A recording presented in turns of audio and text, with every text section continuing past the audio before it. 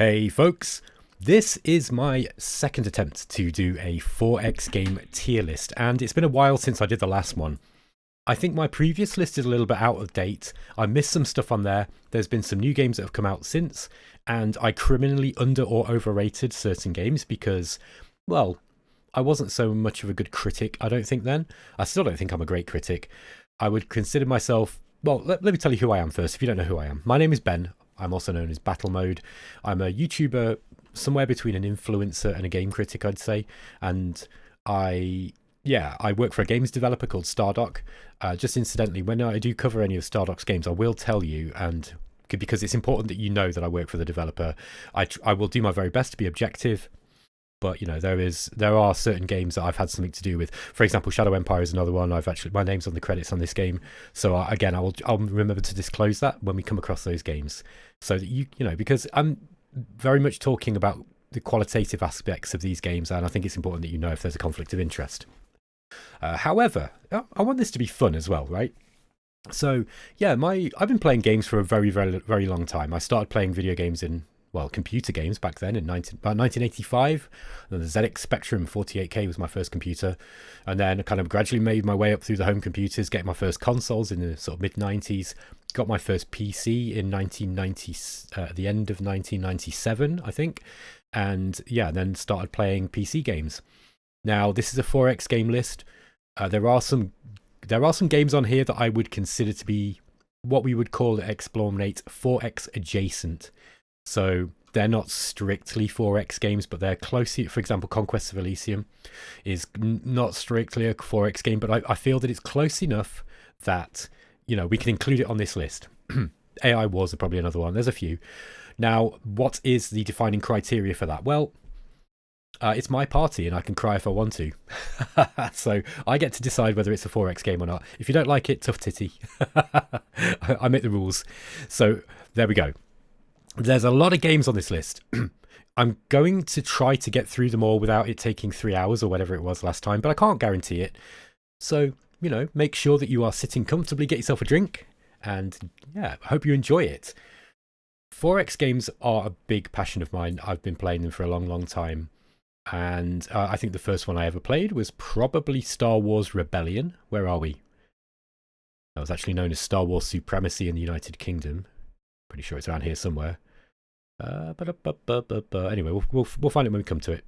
That was a very, very good game. Here we are, Star Wars Rebellion. That was the first one I played, I think. So that might be interesting information for you because it will kind of give you an indication of the kind of things that I like. But 4X games, they're a very unusual beast. I've got some theories on why and how 4X developed. In a nutshell, and this is going to be controversial, but in a nutshell, I think they were a kind of bit of a deviation on the journey between tabletop and original computer war games through to what we now know as grand strategy games. Okay, and they have this very, very specific structure. We'll talk about that as we go through the game, as we go through the list. But let's just talk about, you know, the 4X games themselves. By the way, I know that I've got a little bit of a habit of circling around topics, rambling a little bit. I'm going to try to keep this focused, but, you know, I'm not going to be too strict with that today. I feel like this is going to work better as a conversation with you, if you follow me, rather than it does, you know, being super laser focused. So allow me a little bit of a leeway on that, guys, and you will get more out of me because we'll be able to talk about some interesting things. The criteria that I've decided on for whether to include a game or not is mostly whether I own a copy and whether I play it, okay, or whether I've played it. Now, you will see here 2 tiers of didn't play, awful, and didn't play with a question mark. There are, you might be asking, Ben, why is it that you're even talking about games that you've not played much?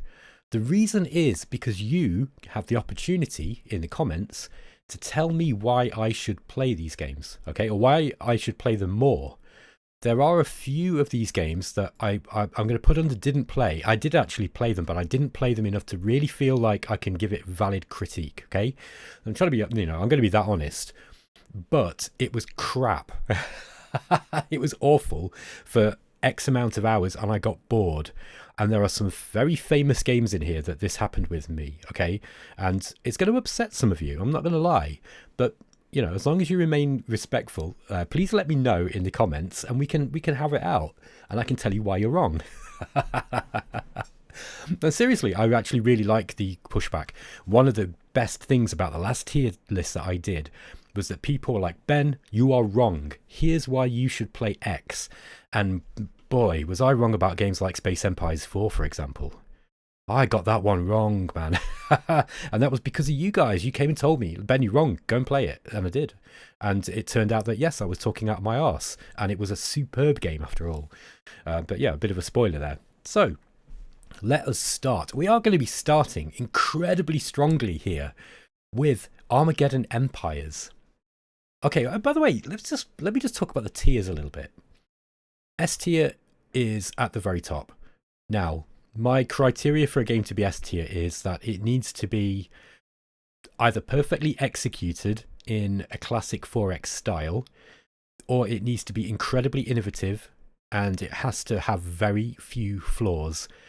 The other criteria that I've got is that it also needs to be a tight games design. And what I mean by that specifically is that every mechanic and system in the game works together and are tightly interwoven with one another in order to support the main gameplay element, or the main victory condition usually. Okay, that is really important, because there's one of the problems with 4X is that ever since Civilization, developers have decided, you know, they're like, oh, it's a 4X, it's got to have multiple victory conditions, and this is kind of bad, right? Because often different victory conditions take the game in different directions, and often developers, unfortunately, will add elements into a game, you know, in order to tick the is a 4X box. Like diplomacy is a classic example, but it kind of makes the game worse, right? So this, if you're going to be an S tier game in my list, you've got to come to me with your best foot forwards, and you've got to show me that you, as a 4X game, are developed with that one focus in mind, and everything else is attendant to that, and it works in an almost flawless fashion. Now, these games are not going to be flawless. There's no perfect game, okay? But the games in S tier, and there are not many of them. I'm going to tell you that for a start. I think there's only a handful of really, really great 4X games ever made. The rest of them are kind of mediocre, and derivative. Okay, doesn't mean they're bad games, but by my criteria, I'm talking about quality of games design, and they've got to be decently produced as well. Okay, there's all sorts of things that go into it. A tier is like one of the best games, but it's kind of got, you know, it might have just a couple of flaws here, or it might not be as tightly designed as the S tier games. B tier is a good game. It's going to be a good game, but yeah, it's got multiple flaws, or it's got one critical flaw that stops it from being A tier. C tier games are going to be kind of mediocre games. Okay, that doesn't mean that they're bad games, but they're mediocre, and I mean that in the original sense of the word. So it's middling. These are mid-level games. It often means that they are going to be really great for a certain kind of player who likes that kind of thing. And some of my favorite games, by the way, I would consider C tier games. Okay, so that makes it, just because a game isn't mechanically great, or it's got a lot of loose ends, or it's kind of a bit janky or broken, doesn't mean that it's not fun. Okay, so these can be very fun games. And then D tier are games that have some, by the way, I don't bother reviewing crap game, complete crap. Yeah, if something's complete crap, I mean, we could put it in D tier, but most of the games that are on here, I think, have got some merit. Okay, there are very few, you know, really, really awful trash games, in which case I'll just stick them in here, but because I won't have played them. I don't waste my time playing bad games, generally speaking. But D tier is going to be games that are, you know, they might do a few things that are cool. It might have some interesting ideas, but the execution was quite flawed. Okay, so, and then, yeah, we've talked about these two. So let's go. Armageddon Empires. We are starting strong. This is an S tier game, in my opinion. Now, the reason why this is an S tier game is partly because it was designed by an expert board game designer, and it plays very much like a digital board game. It's got a post-apocalyptic setting, so it's set on this planet. It's set on the Earth after an alien war comes like kind of through the sector and kind of engulfs planet Earth. And planet Earth is just like, it's just a bystander in this. These two civilizations are fighting it out. The machine empire and the what are they called? The xenopods, like a biological entity that kind of assimilate and absorb things. And these two things kind of like get caught up in this. Yeah, the humans get caught up in the war. They get devastated within a few weeks, and then the war kind of moves on. But the remnants are left. It's a very interesting idea, actually, and we will see it again when we come to Zephon, because I feel like Zephon pretty much took the same idea. Zephon, I don't know if they directly copied it, but it kind of feels like they did. Either way, Armageddon Empires mechanically is a superb game. It is presented as a digital board game, although it's only single player, unfortunately. It's got a card building element, so you actually build... Let me how to explain this without taking too long. Yeah, so you have a points value for each game. You construct a deck of cards. The cards come out randomly, but it's not a card game, okay? And then you use... These cards represent units. You've got a hex map. It's a full-on 4X game, so you have a city, you expand out, you find resources, you exploit those resources, you have to scout. Yeah, it's an amazing game. It's got stealth mechanics, it's got combined arms simulation, so it's got a very powerful, good warfare simulation. There's research, discovering old technology. There's manufacturing stuff. It's surprisingly clever. The reason why this is an S tier game is it's endlessly replayable. There's 4 different factions. There's 2 human, there's a human faction, there's a mutant faction, and then you've got the xenopods and the machine empire. They all play very differently. They've all got quite different tool sets and different strategies that they're particularly good at. But within each one of those factions, there is endless replayability. This game is not easily available anymore. Oh no, actually it's on Steam. Yes, so you can actually go and get this game on Steam now. The company that made it, Cryptic Comet, have gone out of business. Or they're not gone out of business. I think Vic Davis, he went on to do different things. He also made Solium Infernum. Oh, I haven't got that on this list. Okay, it's not really a 4X game, but maybe I might just pause the video in a minute and make a thing for it, an image, and then we'll talk about Solium Infernum. But yeah, this is an S tier game. Now I'm actually gonna rank the games. Like if they're closer to the left, they're going to be better than the others. I'm going to make some attempt to try to rank them, but it's going to be difficult because it's quite a granular thing. But anyway, this is one of my favorite games. I think everybody should at least play it. Try to play it once. It's not going to be to everybody's taste because it's kind of like a board. It plays like a board game, and the user interface. I mean, the game was made in Adobe. No, it would have been made in Macromedia Director, which is now Adobe Director, and it's an old system. It wasn't even designed to make games on. It was like PowerPoint. It was like PowerPoint. It's like making a video game in PowerPoint. It's an absolute feat of engineering, and the age of the game kind of shows. But it's got beautiful artwork. It's got really great lore. So there's so much in this game. This is like S tier game. S tier games design. S tier production values in terms of the fact that it's an indie game. They don't make them like they used to, man. Okay, Aggressors, Ancient Rome. Okay, this game, I'd say this is a C tier game, maybe. I think Aggressors was good. So Aggressors is a historical 4X. It was originally released by Slytherin, I think. Yeah, it was Slytherin, and the developer is a very cool guy called Pavel. I think it's Cube Games. That's right, with a K.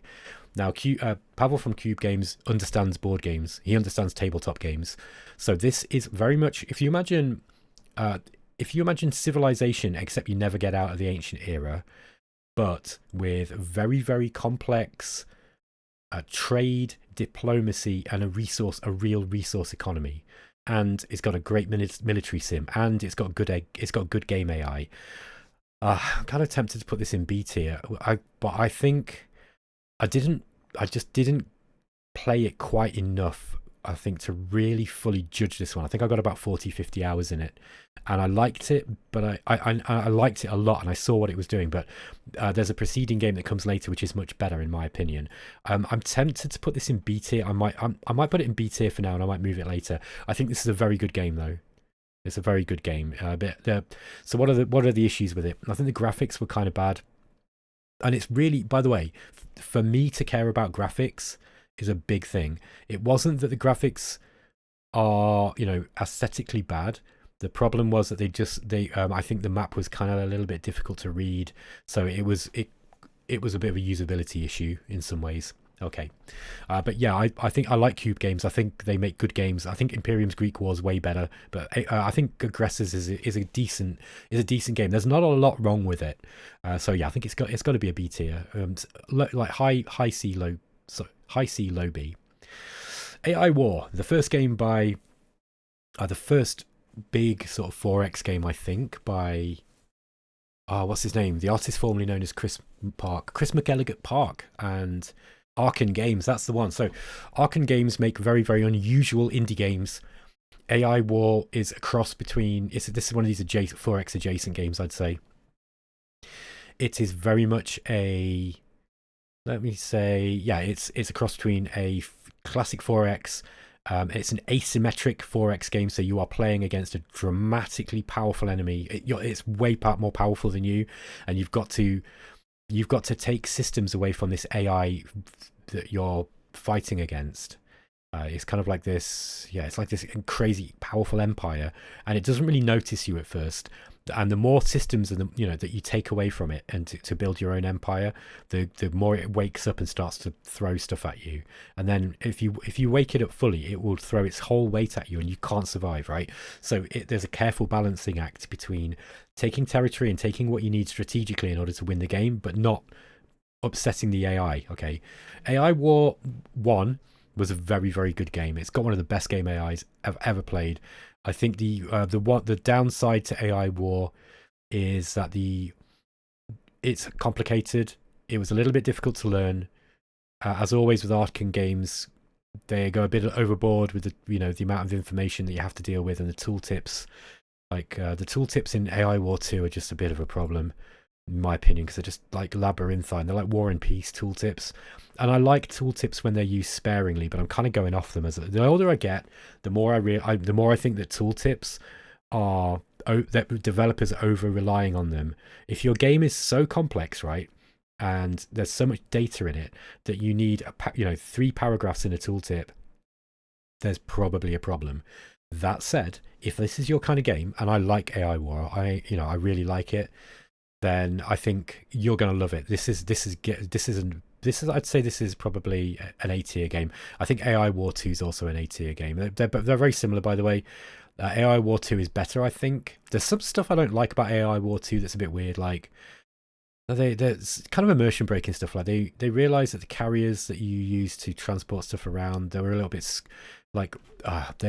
squishy. You had to build them manually in AI War 1, which I preferred, in order to reduce micromanagement in inverted commas. You know how I hate that term. They kind of like just made these invincible carriers that don't really die, and I don't know, there's some stuff I don't like about AI War 2, but generally speaking, it's a lot easier to read. There's less busy work in the game. I think AI War and AI War 2 had a lot of what I would call, for those of you who know anything about programming languages, there's a concept called boilerplate, right? When to get a simple thing done, you've got to write a lot of code. There's a load of crap that you got to do just to get something basic working. Anyone who programs Java will understand what I mean. How many lines of code you need to get a hello world program out of Java. It's a perfect example. There was a lot of boilerplate stuff that you had to do in AI War. Like, just scouting other systems was kind of laborious, but I kind of liked it. All right, so I'm not sure which one I like better. This one definitely looks better, but yeah, so AI War 2's got a better aesthetics. I think Arkan would argue that it's a better game. I like AI War 1 as well. I think I played this one more. Okay, so yeah, but these are A tier games. I think I originally had these in S tier. I've changed my mind. I think that they don't grab me. They're not tight enough to be S tier, but the game AI in that game is something phenomenal. It's S tier game design. It's S tier AI. Like, there's no doubt about it. Chris McElligott Park and whoever else he's working with now, they know how to do game AI. It's so good. Alliance of the Sacred Sons. This is a bit of a funny one. I'm going to put this in didn't play, and the only reason I'm bringing this up is because I think it's an interesting game to talk about. It's not finished yet.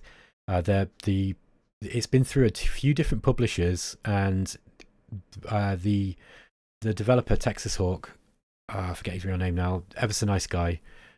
Anyway, he's on the eXplorminate community a lot, and he's a really, really cool guy, very nice. But they parted ways with Hooded Horse, who were going to publish this. I don't know. I'm just guessing that it was taking too long to develop, something like that. and it was an amicable parting by all accounts. Anyway, this game is basically a grand strategy game. It's intended that it removes the kind of micromanagement. Sorry, I've got to stop using that term. It doesn't have the excessive management that you might get in a big Space 4X game, and it plays a little bit more like, kind of like Crusader Kings, but less focused on the. I don't know. It's hard to explain. It's a very character focused game where you assign, where you are assigning your vassals to oversee various aspects of your space empire. Yeah, and so I'm going to put it in didn't play. I have played it. I was on the beta. Well, I was in early access. I can't remember which one it was, early access or beta. And yeah, it's been through many incarnations. It's had a lot of different art styles. The last time I looked at it, it was looking very, very good. I was very disappointed to hear that Hooded Horse had dropped it. But yeah, not much more to say about that. It's very, very promising. I just hope it gets finished. So when you see it down here, by the way, then don't feel that this is a bad game. It's literally, I just don't know. But I want to bring it up because I think it's worth talking about. We need to talk about that game. Okay, Age of Wonders 1. We're going to go through the Age of Wonders games. Age of Wonders 1, I haven't played a whole lot of, but I played it enough to be able to give it a rating. I think Age of Wonders 1 is like a B tier game. I think, low B tier. I think it's probably one of the better ones of all the Age of Wonders games. I'm not a big fan of this series anymore. I played them a fair bit, and Age of Wonders 4's not on here. Hold on, I can't miss that. Wait, guys. Okay, folks, I've actually put in Solium Infernum and the remake as well, because they are not really 4X games, but I think they're close enough that we can talk about them. They're interesting games anyway. So yeah, Age of Wonders is it's a fantasy 4X game. It's not really, the first one's not really a 4X. If I remember right, the maps are not procedurally generated. It doesn't really have any procedural content in it. It's more like scenarios. But yeah, you can pick a bunch of different races. You start out with a tower, you go out, expand, you build an army. You know how Age of Wonders works. Age of Wonders 1 is pretty cool. I really like the aesthetic. I much, much prefer the aesthetics of the early Age of Wonders games than I do the later ones. I think they kind of got a bit silly. The newer ones have got kind of this silly vibe that I'm not a big fan of, actually. What are we doing with Age of Wonders 4? I'm pretty sure I keep adding Age of Wonders 4, and it keeps disappearing. Yeah, that's actually confusing because I'm pretty sure I added this a few times. Unless it's kind of like just getting swallowed up into all this mess. Anyway, why is it not appearing? I'll talk about it anyway. So let me just try and add that again. One sec, guys. Finally, this delinquent Age of Wonders 4 thumbnail has been accepted into the tier maker. Okay, so yeah, so Age of Wonders, I think it's probably a B tier game. I think it's quite good, and it's aged quite well if you like old school games.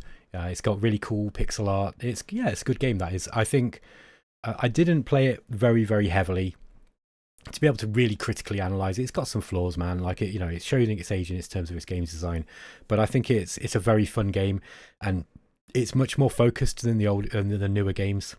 I think there's only one victory condition, and I think the game works better for that. Age of Wonders Shadow Magic, I just didn't play enough to be able to comment on this one. I know that it's one that everybody talks about being, there are a lot of people who did not like the series after Age of Wonders 3, and I think those people are still playing mods of Age of Wonders Shadow Magic. And I know Daz Tactic told me that he really liked this game, but he had to have it heavily modded in order to be able to enjoy it. And same with Age of Wonders 3. So I didn't play it. I can't really comment on it. It feels very much like Age of Wonders, an expanded version of Age of Wonders, the first one, but with more 4X-y stuff in it. Age of Wonders 3 I did play.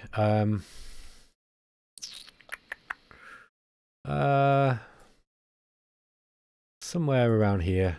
I think that Age of Wonders 3, I couldn't get into it. I did try as well. I played about 60 hours.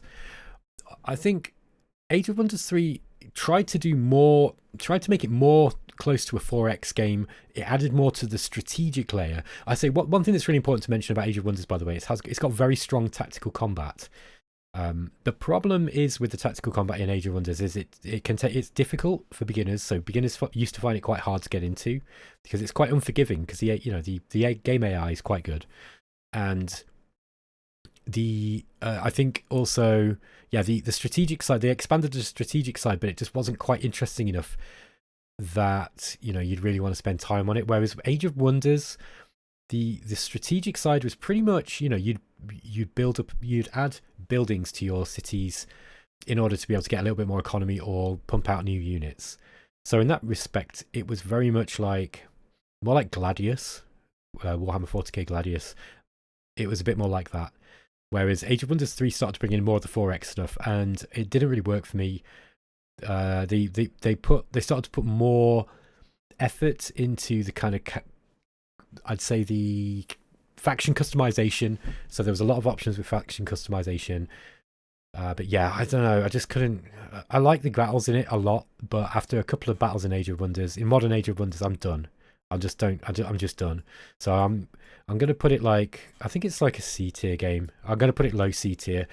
Age of Wonders Planetfall I liked though. I like that one. That worked better. Somewhere, I think this is a B tier game. I think this is a higher B tier game. Something like this. So, Age of Wonders Planetfall is a sci-fi version of Age of Wonders. The combat in it was a little bit more like, it was a very similar combat system, but it was because you've got ranged combat, and ranged combat's much more of a focus because you've got laser weapons, you know, ranged weapons. They had this cover system. It's kind of deterministic with a little bit of right. Yeah, I don't like deterministic combat systems normally unless they're very well done. But Age of Wonders 4 it has a little bit of dice rolls in still. But it's where they start to bring this stuff in where I don't like games where they're like, oh, you know, new players don't like missing shots. You know, so if they miss, they get upset. So, you know, they stop that. Now, the worst that you can do is graze an enemy. I don't like mechanics like that are there to placate people. That's at least how I see that. I understand why they want to reduce the amount of friction for people to be able to learn their games, but I don't think games designers should pander to people who probably aren't suited for the genre, let's just say. This was the first game that I noticed that in a big way. But I do like the modding system, so your individual units could be upgraded in individual ways, very much like in the original Master of Magic. So that means that you could construct your armies, so that the various unit and mod synergies various mod upgrades would synergize with the rest of the army that you had, and make and you could like customize your forces to take on different enemies, or, you know, however you wanted. It was a very customizable game in that respect, and that was really compelling gameplay. That I got further into my games of Age of Wonders Planetfall than I did with 3 or 4. Okay, I'm going to have to regularly drink tea, by the way, because this is going to be a long video. So, Age of Wonders 4, I think, is a low C tier game, along with Age of Wonders 3. This is going to upset a lot of people, and I know that this game's got like fanatical devotees who love it, and I'm not telling you that you shouldn't enjoy Age of Wonders 4, okay? If you love it, that's great. I'm really, really jealous. I can't love it. So, I think it's a good game, but I don't think it's a particularly well-designed game. I think it's very, very well designed to get people to buy it, though. I'm not going to go too much into Age of Wonders 4. If you might have seen my podcast episode that I did for Meta Abuse, along with Daz Tactic and Lucid Tactics on this. This is Daz Tactic's favourite game. Lucid and I don't like it that much. I think I like it more than Lucid does, but I feel that the game's design in it is it's kind of made for scrubs a little bit, and it's boring at the start of the game, but you can't ignore the boring parts. So in order to get the real meat of the tactical and strategic gameplay, you've got to play for hours and hours, and I really don't like that in games. I think it's, you know, it's a fatal structural flaw. The units are not lethal enough either. There's not enough lethality in the game. There's nothing really that hard counters anything.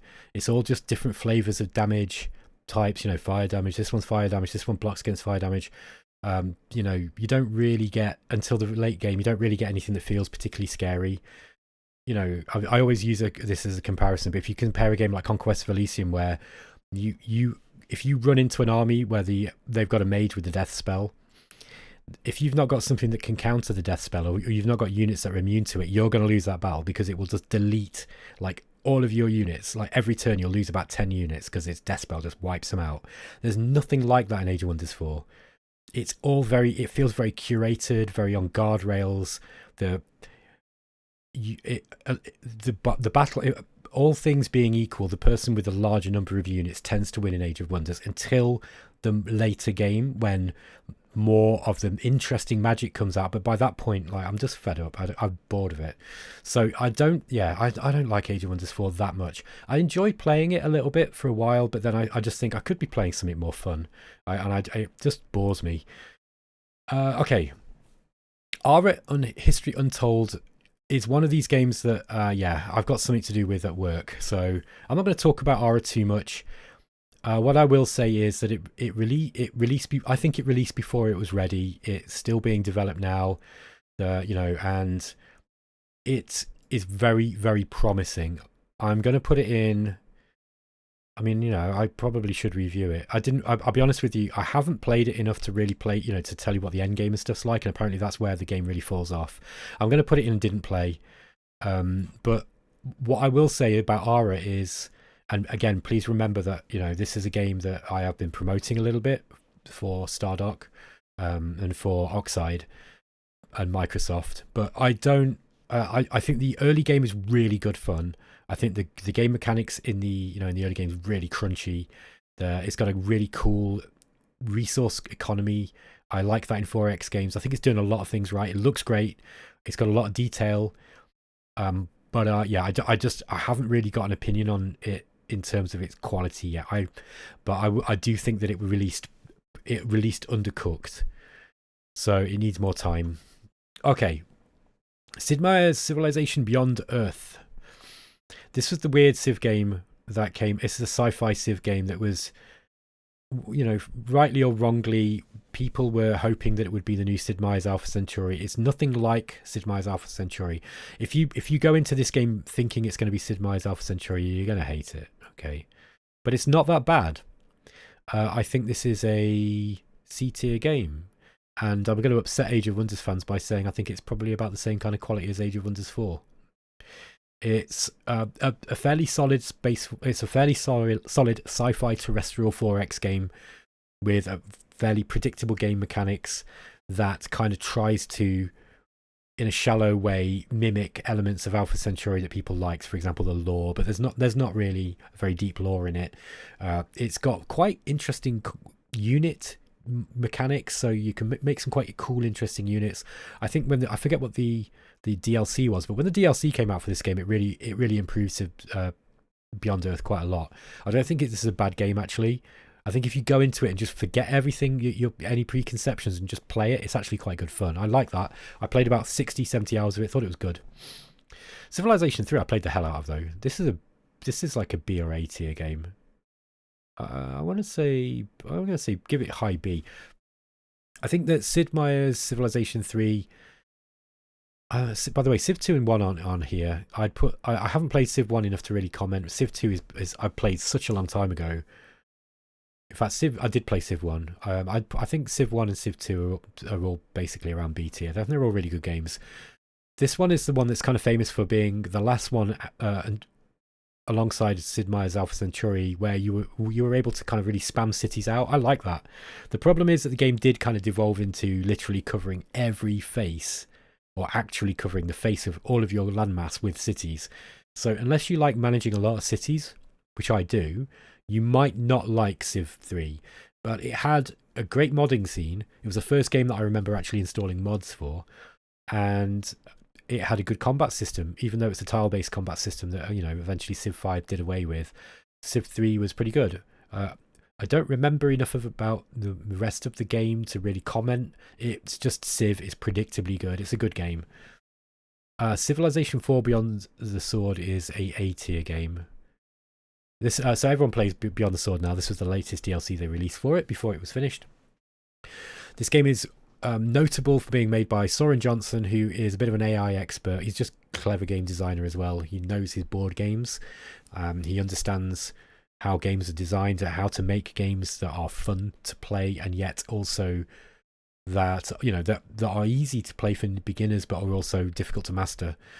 Civilization 4 is a classic. It's the best Civ game in my opinion.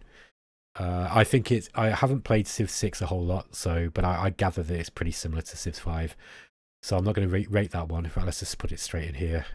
But Civilization 4 is a really good game, and one of the great things about this game is it's very, very moddable as well, because it was based on it was built in Python. A lot of these, so you can use.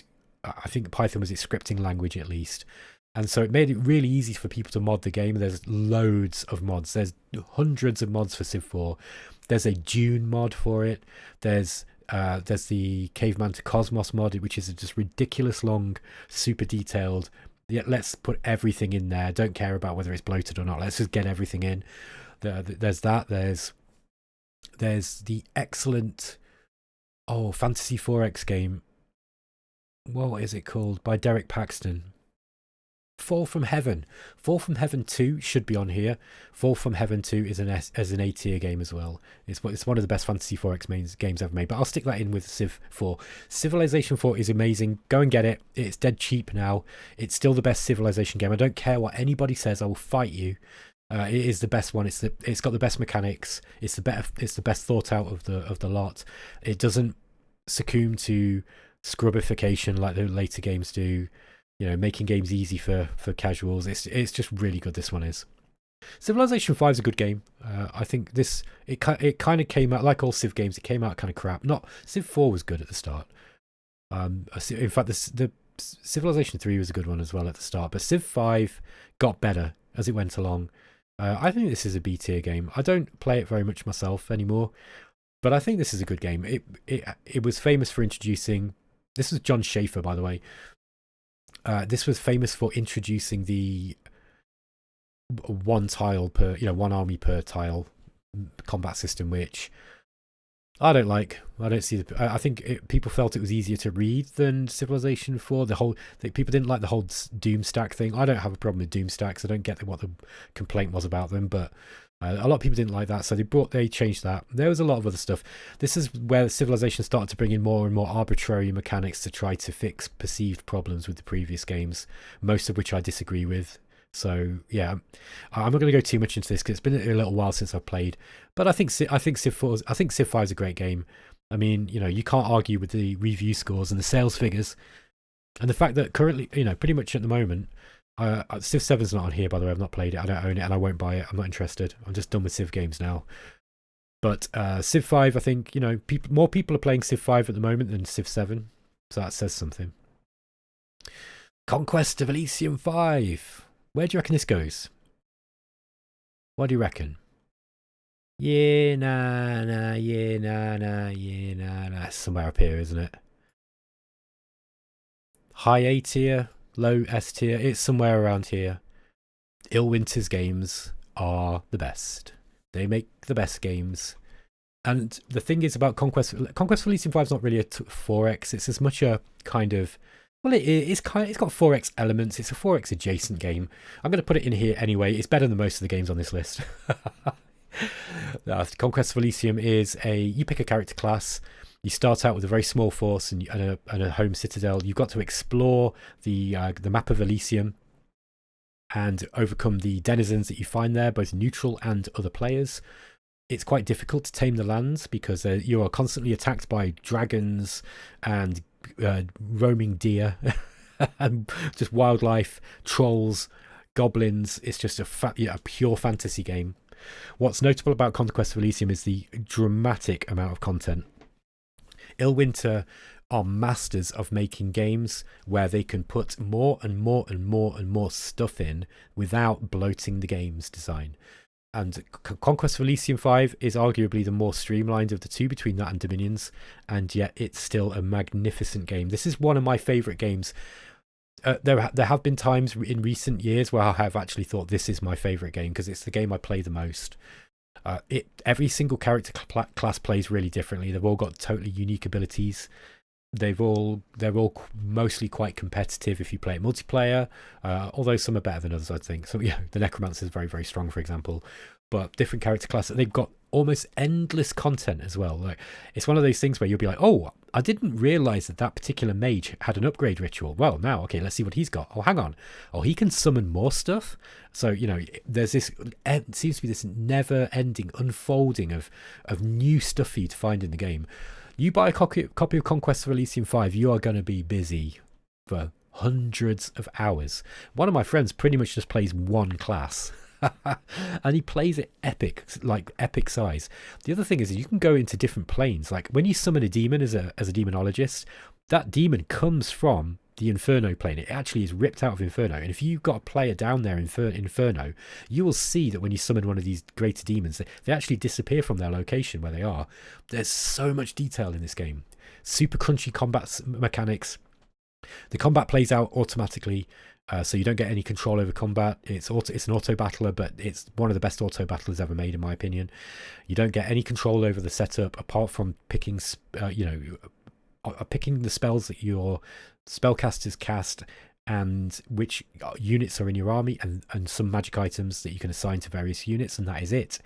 But because there's literally thousands of unit types, and there's so many you can discover and capture and recruit. Oh, it's just mad. It's Conquest of Elysium 5 is, hand on my heart, one of the best games ever made, in my opinion.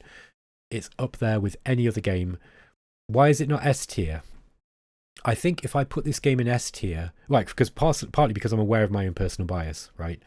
I think that other people complain about the random content of the game, so sometimes there are little issues, like they put these end game scenarios in that can sometimes crop up. Like, so if you don't catch them in time, there are these cultists that will sacrifice some maidens and open up a portal into Inferno, and then that will cause the demons of Inferno to all spill out and invade.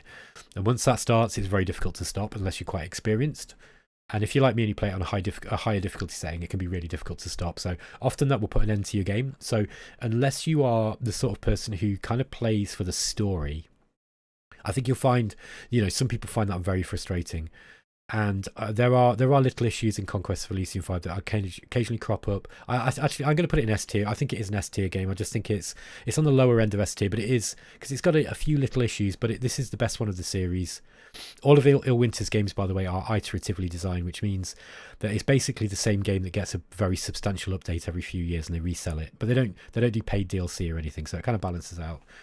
So yeah, Conquest of Elysium 5, one of the best games ever made. It's wonderful. Go and play it. Okay.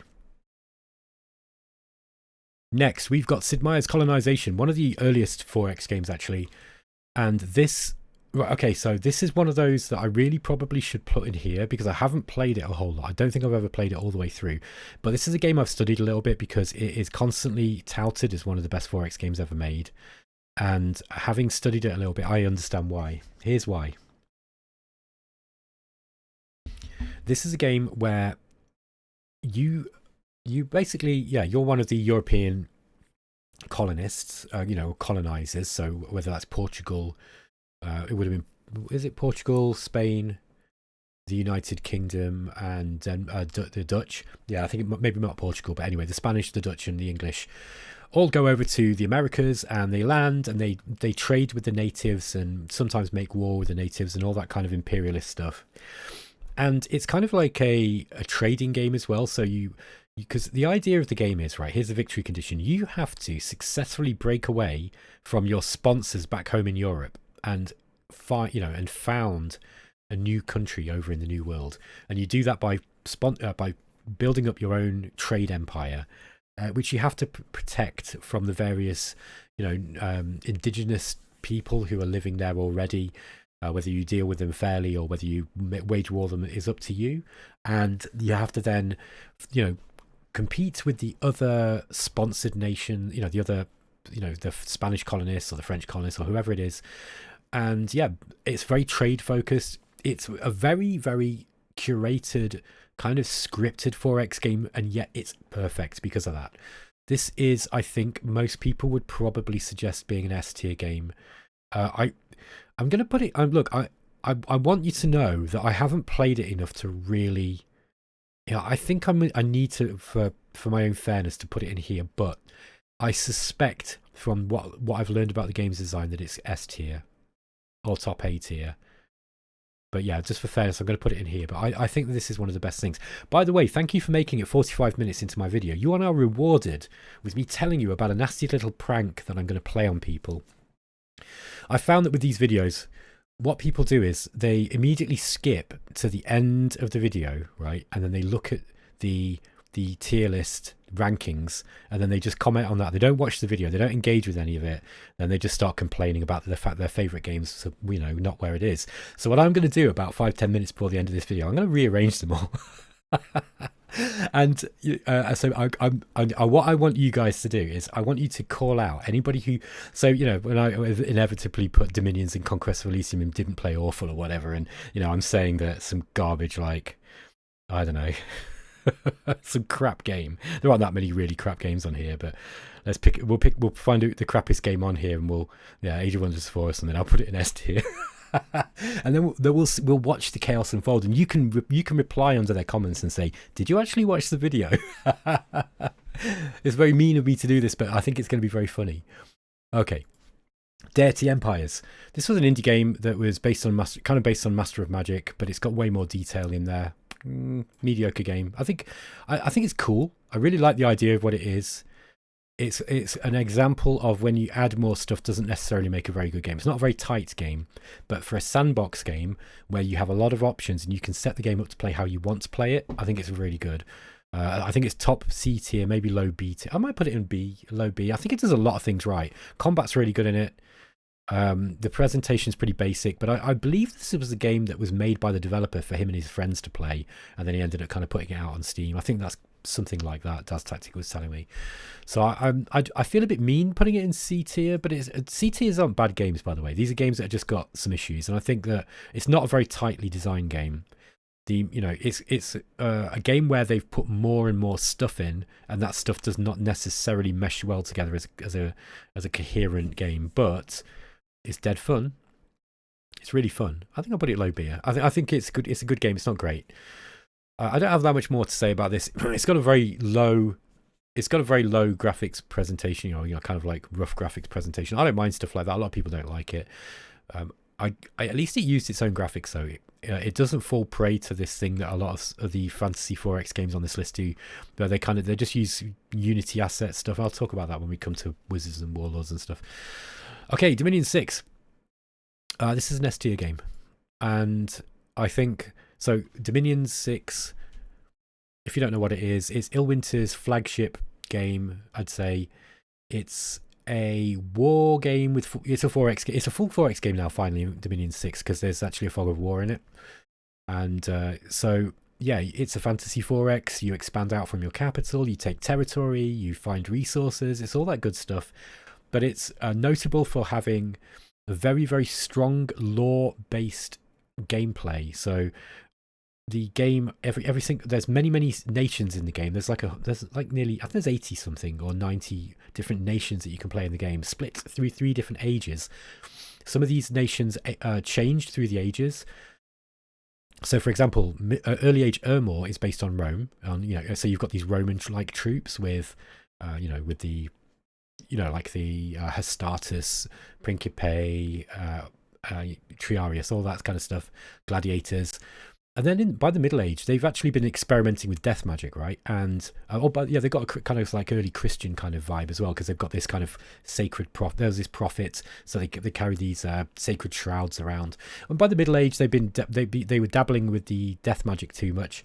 And so they ended up completely obliterating themselves and turning into an undead nation. So in the Middle Age, Ermor are actually an undead nation, completely undead.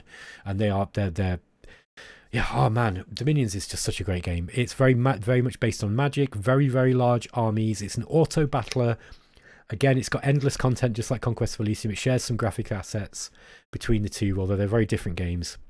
This is a hardcore war game. Hardcore war game. Very much, it's a great single player game now, because Dominion 6 has got good AI, or better AI, and it's got diplomacy in it now, so you can actually make peace with the AI from time to time. But most people play this multiplayer. It's a very, very well played multiplayer. It's probably one of the most played multiplayer games in this list, I'd say, probably, obviously, apart from Civilization. Yeah, Dominion 6 S tier game. Again, it's not a perfect games design, but it's so unique and there's so much effort and love gone into this game that it deserves to be an S tier. I don't think that there are very many complaints about the game, to be honest. Some people don't like the user interface. I think it's very, very good. There's a few little things in the user interface that aren't perfect, but the Dominion series is a masterpiece, and I don't say that term lightly. I think it's a masterpiece. I played first from Dominions 4, didn't play that one much. Played Dominions 5 quite a lot, thousands of hours actually. But Dominion 6 is the best one, I think. That's why I put this one on the list. Okay, yeah, so anyway, Dominion 6, very, very good game. I think it's an S tier game. You definitely got to play it. I think it's, is it a bit better than Armageddon Empires? Yeah, it probably is. I think it's got less flaws. Dominus Galaxia. This is Jeff Grore's kind of not really vaporware game. Keeps coming back out of the development, the pits of development stagnation to rejuvenate itself. I haven't played it really, so I'm going to put it in here. I want people to tell me, what is Dominus Galaxia like? I do have people occasionally pop up and say, hey, you got to play it. And Jeff's a great guy. I like Jeff. But yeah, the development's been going on for such a long time. It's basically a Master of Orion 1. It's a Master of Orion clone, to be unfair, to be a bit mean about it. But I like Master of Orion 1. I think it's one of the best games ever made, and when people do good clones of it, I think they're great games. So Dominus Galaxia, yeah, it's one to watch. I just don't know much about it. Here's a weird one. DR4X. I'm going to put it in here. I don't like this game much. I quite like the graphics aesthetic and stuff that the developers come up with. It's just a really weird, quirky, semi-story based light 4X game, indie game thing with a very weird aesthetic. It's kind of got some sort of Doki Doki Literature Club kind of vibe to it, where it sort of breaks the fourth wall quite a lot. And I don't know. I really like the developer. The developer's a guy called Untrusted Life. He's a really nice guy. And I don't like his game very much. Sorry, dude. And I don't mean to be mean. It's just not my thing. But a lot of people do like it. And it's, so go and check it out. It's really cheap, and it's a very unusual. I think that if I'd have played it more, yeah, I don't know. I can't rank it. It's not bad. It's not a bad game actually. He's thought about the games design in this. Right? He's really thought about it. I just haven't played it enough because I don't really get on with that kind of game. It's just a little bit too silly for me, and I'm not really a big fan of silly. But, maybe I'm being a little bit unfair. But go and try it out. It's not a bad game. It's just not my thing. Okay, Dune Spice Wars. This is like a real-time strategy game that's sort of like a 4X. It's kind of like Northgard. It's made by the same guys that made Northgard, Shiro games. And I like the Dune universe. I think this is a great idea that's poorly executed. So I'm going to put this in. I'm going to put this in C tier, along with Age of Wonders. I think that this game could be really good. The problem is, right, that they wanted to make it's an RTS game, right? So in RTS games, your attention is a resource. It's a really complex RTS game because they've tried to get all the political wrangling and machinations of the Dune universe into this RTS game. What that means is they've kind of taken out all the cool RTS stuff, like being able to kite enemy units, being able to flank stuff, maneuver. That's not really in there. Really in this game, at least when I was playing it, the way that you win fights in it is you have more units to the enemy, more better units. You click on them, they move up, they walk up to each other, they shoot each other for a bit. Like their spongy hit points go down, then the unit dies and you've taken a territory. That said, the political side of the game, where you've got the Coam or Choam traders, you've got the Spacing Guild, you've got the Landsraad. There's all sorts of stuff in it where there's this kind of the victory condition. There's multiple ways to get to the victory condition. In that respect, this game has got a very cool, interesting games design. Actually, I'm going to put this into B. I think it's better than I'm thinking, but I've played it through a couple of times. I didn't like it that much because I found it was really buggy when it released.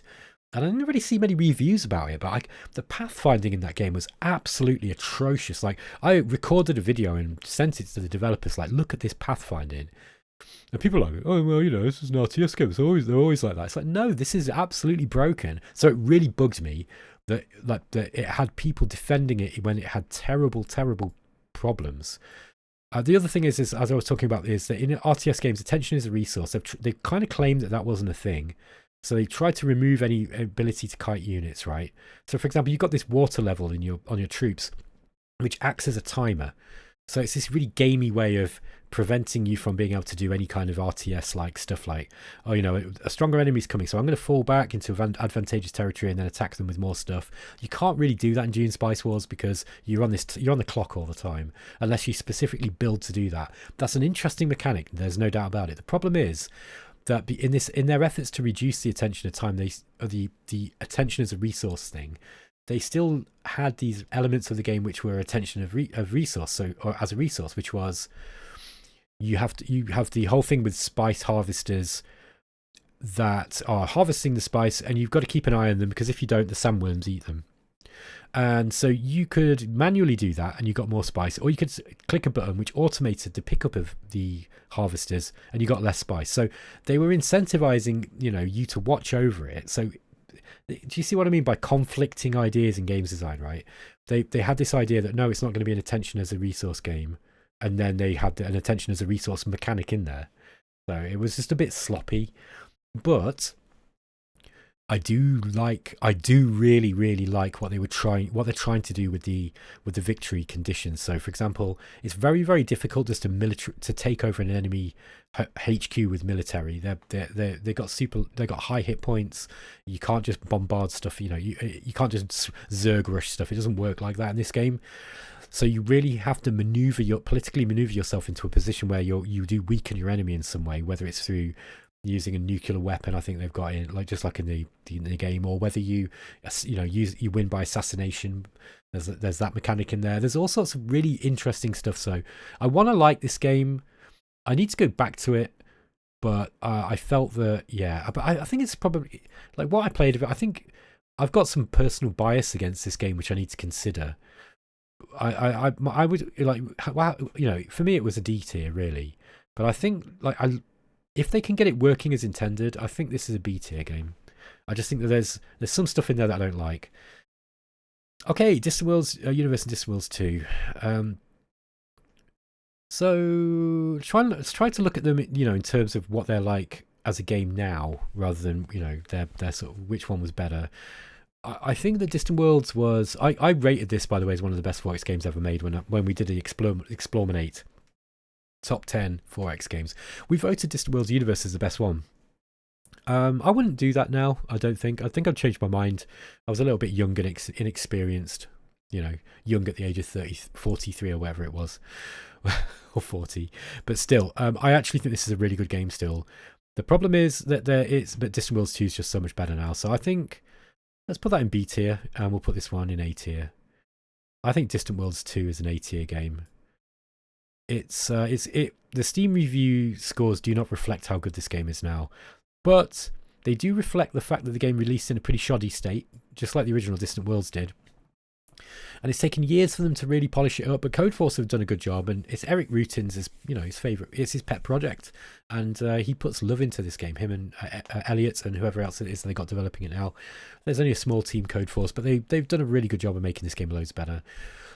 Distant Worlds Universe, it's a real-time 4X game, space 4X game, like Stellaris in that respect, but much more simulation-based. It models, you know, not only the fact that you build planets up, you build your ships, you build your fleets to go out and take, you know, resources, all the 4X stuff, right? But it has this kind of automated private economy that runs on behind it. So you'll see all these trade ships flying around, and you can attack them as, you know, enemy trade ships, and you can attack their economy. What stops Distant Worlds being a better game? I might put Distant Worlds in top B or low A. The problem is with Distant Worlds is while it promises this really interesting, exciting resource economy, and the same with the original game. In fact, the original game was better actually in some respects for this, but the resources are just a little bit too evenly distributed, so you never really feel like you've got to search for anything. It's like there's always just enough, you know, fuel, Caslon is it, to be able to kind of like fuel your stuff. The reason why you might run out of resources is if you're in a war and you've got ships that are using a particular resource, then you've got, you know, you might have to not have a particularly expensive component on some of your ships. But unless you're playing on a really hard setting or you're in a real bind, I don't think resource scarcity is ever a big problem in Distant Worlds. And that's a real letdown. I think if Distant Worlds had the combat system, by the way, in this game is way better than Distant Worlds Universe. The combat was a little bit crappy in this one. The shipbuilding is way better in this game now, even though you could do more stuff technically in this. Most of the, you know, it was one of these things where you had a lot of choice, but actually there wasn't that very many useful choices. With Distant Worlds 2, they've kind of created this ship system now where it's a little bit more limited, but the limitations actually made it way more fun. Combat is actually really crunchy and exciting. What do I mean by crunchy? I mean that there's loads of mechanics that you can get your teeth into. So there's gun turret, firing arcs, there's different weapon types, there's different damage types. The weapons in the game are quite lethal. So you can damage components with, you know, certain weapons will go through shields. It's just, it's got an interesting combat system, way better than most 4X games. So I love it for that. It's just that little problem that stops. It would be an S tier game for me if it wasn't for the fact that the resources are just, I think Codeforce have just been a little bit too squeamish about making them, you know, about upsetting players by putting them in a position where they might just be not quite able to get the resources they need. But I always argue that, and you'll see this when we talk about Imperiums and Greek Wars, that a good resource economy is the foundation of a good 4X. All of these games, by the way, are all about resources, and they've got resource economies that you need to manage. Armageddon Empires is a perfect example. And Distant Worlds has just got a little bit of a weak resource economy, but it is an interesting one. So it's at least, yeah, it's an A tier game. Better than AI War, probably. Eodor Genesis. This is a game that was from, I think, it's a Russian developer or someone from Eastern Europe, and it's an older game. Came out in the early 2000s, I think. It's considered a classic. I've played Eodor enough to be able to rate it. I think this is a good B tier game. I think that Eodor Genesis, yeah, it's kind of somewhere around here. I think Eodor Genesis is really good. The problem, what stops it from being ranked higher is that it's a little bit too big for its own boots. So in order for you to complete a campaign, I mean, one single campaign map that you play is going to take you like 30 hours. And then you've got this whole, then it's got this kind of meta layer, which is like a proper campaign, like an RTS style campaign. So, you know, it's a long game. This is, if you're an Eodor player, that's all you play. You're only going to be playing Eodor for the next couple of decades. Great tactical combat, really interesting units for the factions. It's got really interesting building. You know, it's got the civic system for buildings in your cities is really cool. There's a great mod that's made, I think, by the original developer that I think is one that everybody plays now. So you want to check out the mod. I forget what it's called now. But it's yeah, Eodor is a really good game. I think everybody should try. If you like Fantasy 4X, everybody should try it. It's just a fresh take on Fantasy 4X. What's unusual about it? Okay, I'll give you just one example off the top of my head. When you search a new territory, you send you kind of scout them out, right? You don't immediately just find everything in there that you do in Dominions. Dominions is a bit different. That's not a good example. But like, let's say you move into a province in another game.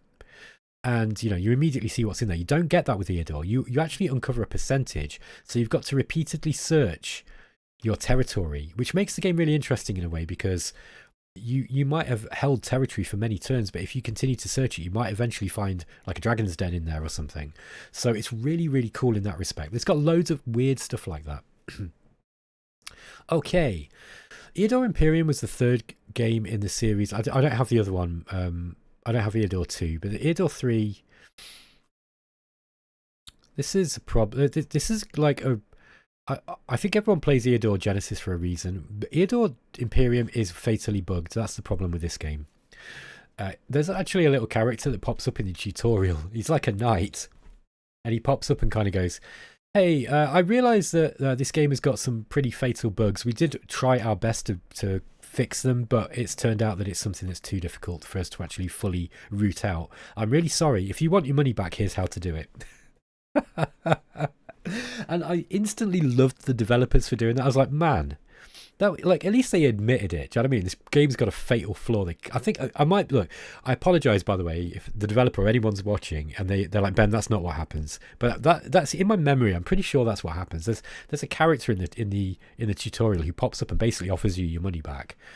So that kind of tells you it crashes. So I saw it. I think it happened to Dad's Tactic. I'm pretty sure I watched it happen to him, and I had the similar issue. I got right to the end of a campaign and then it just kept crashing. So it's kind of unplayable, but it's fun. You know, it's like it's an Eodor game, and it's a good game as well. It's just broken. So yeah, I don't usually rate games based on whether they got bugs or not, because they usually get fixed, but this one isn't fixed. Okay. Here's my new favourite game, Emperor of the Fading Suns Enhanced version. Yep. This is S tier game. Before the enhanced version, I would have put it into C, probably, because, as you know, great idea, amazing game, but for kind of flawed because of various structural issues, a few little bugs, that kind of thing. It really needed mods to bring the best out of it, but not any longer. This game is like really, really good.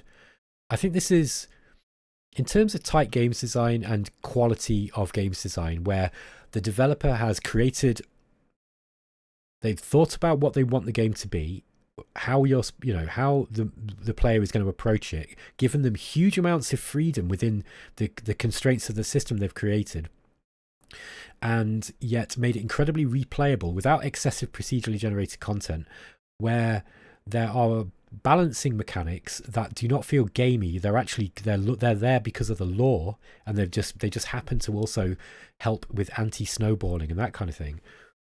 Emperor of the Fading Suns is one of the... I've only been playing it properly for a few years, and really, really sunk my teeth into it in a big way to play a campaign right through, really this week.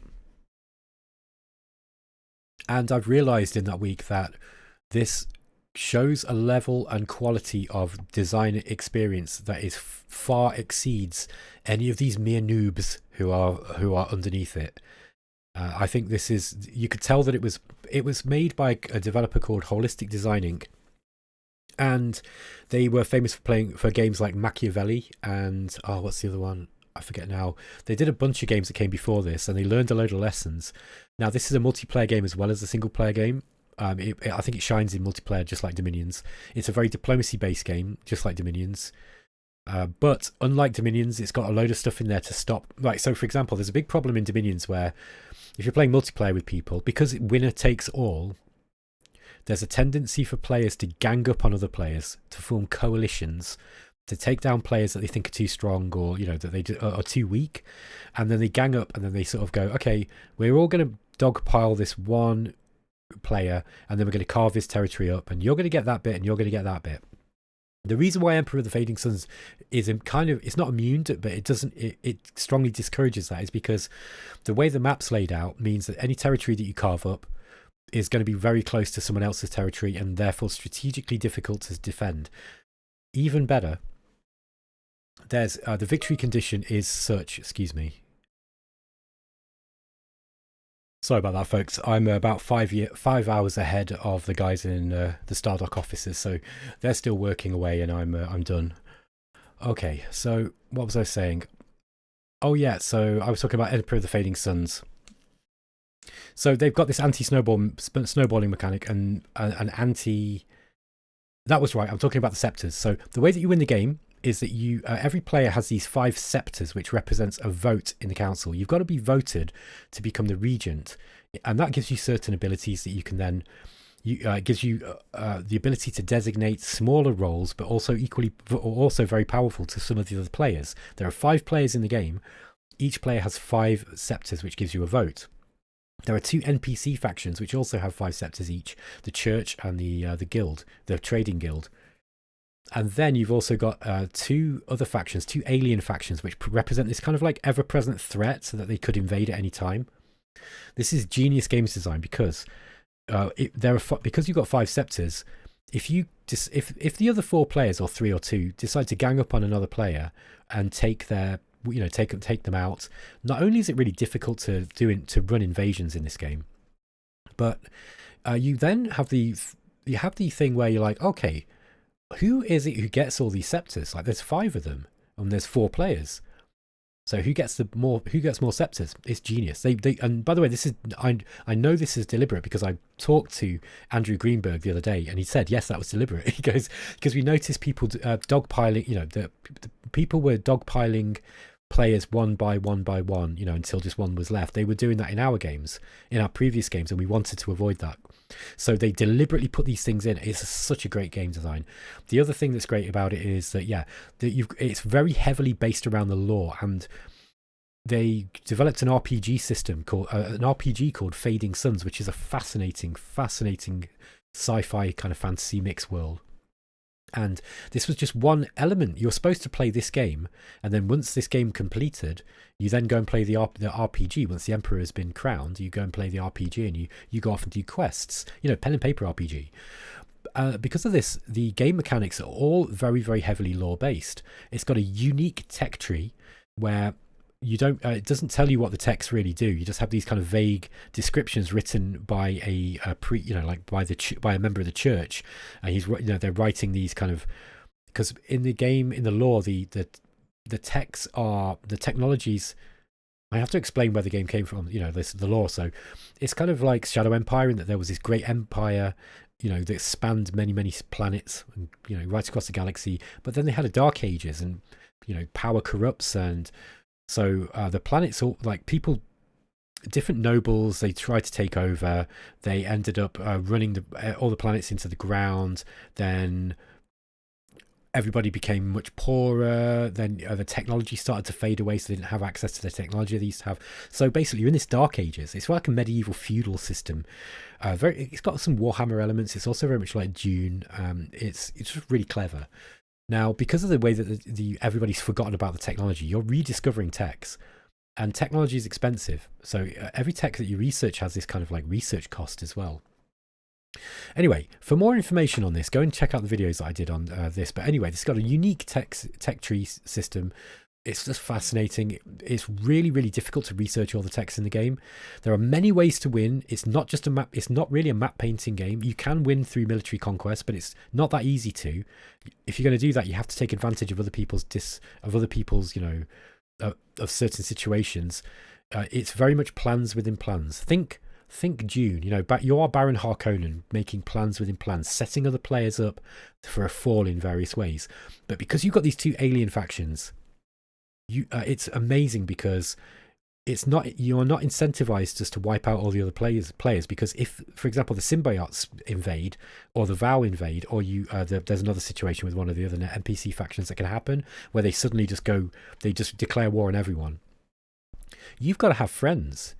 So all of a sudden, if you've taken everybody out and you've weakened yourself in some crazy war, you've not got enough ships or troops to be able to fight what's left. You're in big trouble. So it's an incredibly, incredibly well-designed game. This is, I'd argue, the best designed game on the list. And there's some good games on this list, man. Okay, so yeah, that is, I think, and by the way, the reason why I did this tier list wasn't just to talk about Emperor of the Fading Suns, but it's fresh in my mind at the moment, and I'm just astounded by how clever it is. It was clearly made by a group of veteran games designers who, they were so clever at building board games that they designed it almost like a board game, and then utilized what you can do with computer games and added those to really flesh out what this game is. Yeah, it has got a few flaws in that, there's a lot of units to manage if you are the sort of player who doesn't like having to manage, 3 planets with 30 cities on each. And the city management's super easy, by the way. You just build a city, it does one thing, that's it. But, you have to build the planets up. There can be a lot of units to manage if you're managing an invasion. But it's got like naval combat, ground combat, air combat. It's got space combat. You can bombard stuff from space. There's assassins. There's spies. There's a very clever camouflage system in the game, so you've got to search for enemy units. The combat system is very, very detailed, very easy to run as well. It's like Conquest of Elysium. It's all about the unit composition, but it's very, very clever. Yeah, this is a great game, man. It's my favourite game at the moment. I think everybody should try it. Endless Legend. This is a game that I did play, but I don't, like, I just can't. I'm going to put it in didn't play awful. I've never really managed to get to the end of a game of Endless Legend, even though I've got 20, 30 hours in the game. I just keep trying to play it and keep trying to enjoy it, but I just can't. I like the combat system, bizarrely, which is the main complaint that most people have about the game, I feel. I don't think the combat's terrible. I think the problem with the game is the RPG system's not very good. I think that the asymmetry is a little bit too on the nose. Sorry, guys. Oh, gosh. Go away. No. Oh, I hit the print button. Sorry, guys. I can't be bothered to re-record this or cut it out. Yeah, it's just got a lot of problems for me. I think that some people think this is one of the best games that has ever been made. I just can't get on with it. I don't like the endless games. I'm going to put these in here too. Any game, yeah, where it's too boring for me to get to the end, I'm going to put in didn't play awful, because I can't really. Well, I played Endless Legends enough to be able to tell you about the mechanics, so I but I just don't think I don't like them. I don't like their games. I think they're form over function. I like some elements of the game. I certainly like the lore behind them. The lore is fascinating, and they put a lot of effort into making these really unique, interesting, kind of factions. But then they're like, well, this is the faction that can't do diplomacy. Here's the faction that has, that focuses on naval stuff. It's just really basic. It's what I call lazy asymmetry. It's not very. They haven't carefully woven the game mechanics together in that way. They just added DLC, and then this is the one that's got the stuff in the new DLC. That's kind of how it felt, and maybe that's not fair, but I don't like. By the way, I've spoken to the guys from Amplitude a lot, and they've got Derek Paxton working there now, and I like Derek. I've met him in real life. He's a really lovely person, and I wish them all the best with Endless Legend 2. I don't like endless games though. I just can't get into them. I want to as well. I want to like them, but I just can't. I think it's going to be an interesting challenge for me soon to try to play Endless Space 2 again and try to get through it. I like Endless Legend way better than I liked Endless Space. Endless Space 1 I didn't play. I think I looked at my Steam library and I've got like under an hour in it. Endless Space 2 I've got about 8 hours, 6-7 hours in or something, and I just keep trying to play it and I just can't get through it. There's not enough happens. There's no interesting decisions made in that game in the first 2 or 3 hours. At least the 2 or 3 times that I've played it, I just feel like I'm slogging through loads of cutscenes of planets, going bleep bleep bleep. This is what this planet's got, like, it's high in metal content and blah. It's like, yeah, that's great. It looks nice, but give me some game. I need sugar, baby. Give me some sugar, baby. And there's no sugar. This game doesn't have any sugar for me. It's just kind of like, it's like chewing through. Imagine you got a food blender and you threw some, or you got a plate and you threw some like dry kale on there, uncooked kale, and maybe an uncooked mammoth steak or something, and then you smash me in the face with a baseball bat, and so I've only got a bunch of broken, hurting teeth, and you're like, yeah, bon appetit. That's kind of how I feel playing Endless Legend 2. It's like, oh, this is just painful, man. It looks nice though. I'm going to give it that. Fallen Enchantress. This is another game that was very flawed in the sense that it had bugs. But by the way, this is another Stardock game, so take what I say with a big grain of salt whenever I talk about Stardock stuff. But I'll be honest about this game, and my boss won't mind.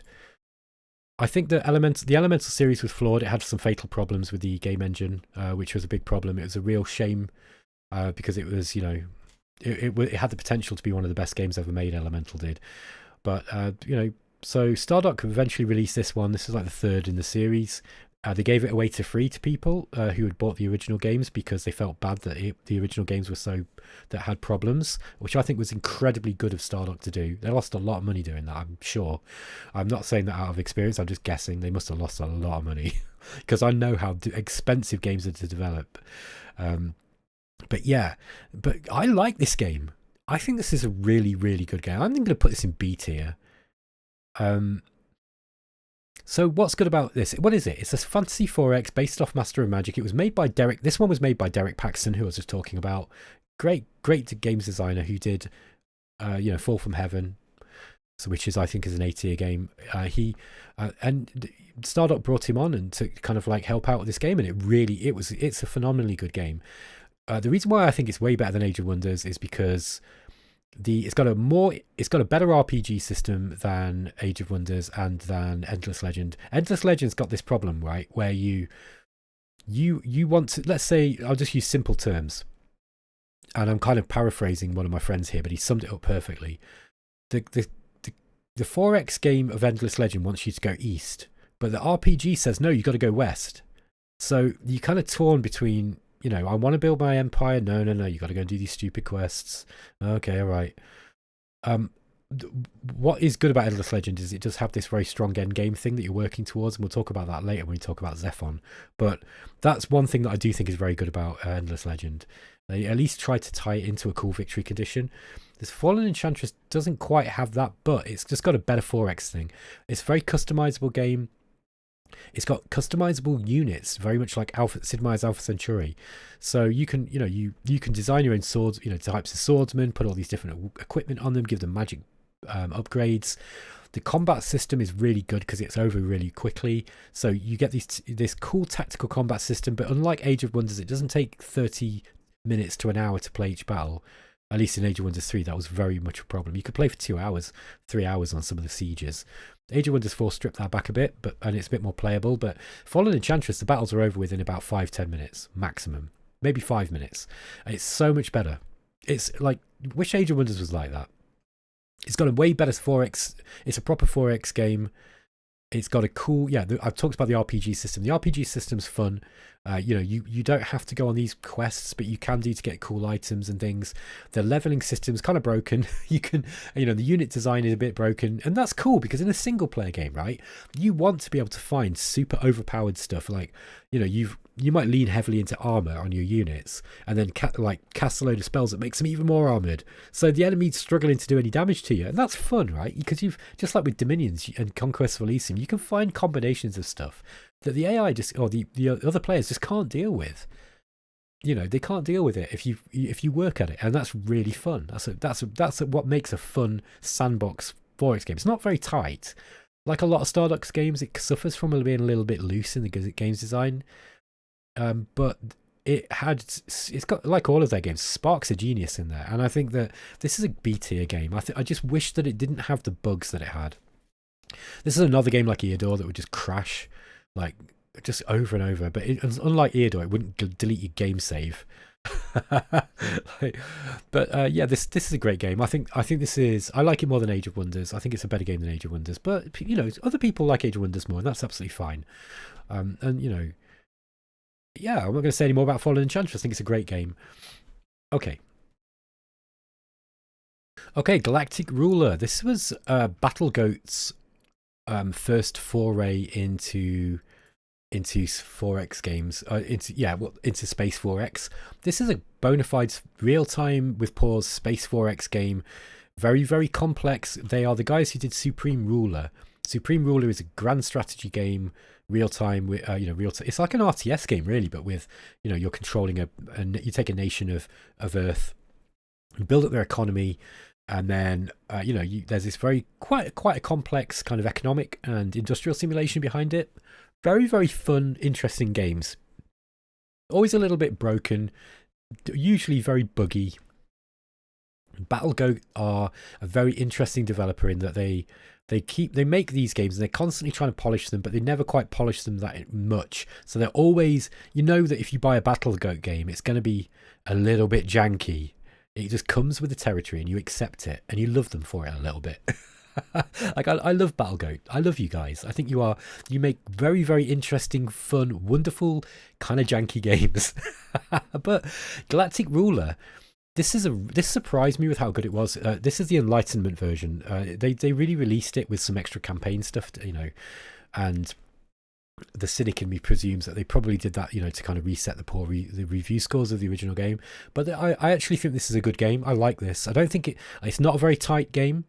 It's a little bit buggy and broke. I keep finding bugs in the game, which is one of the reasons why I struggle to go back to it, to be honest.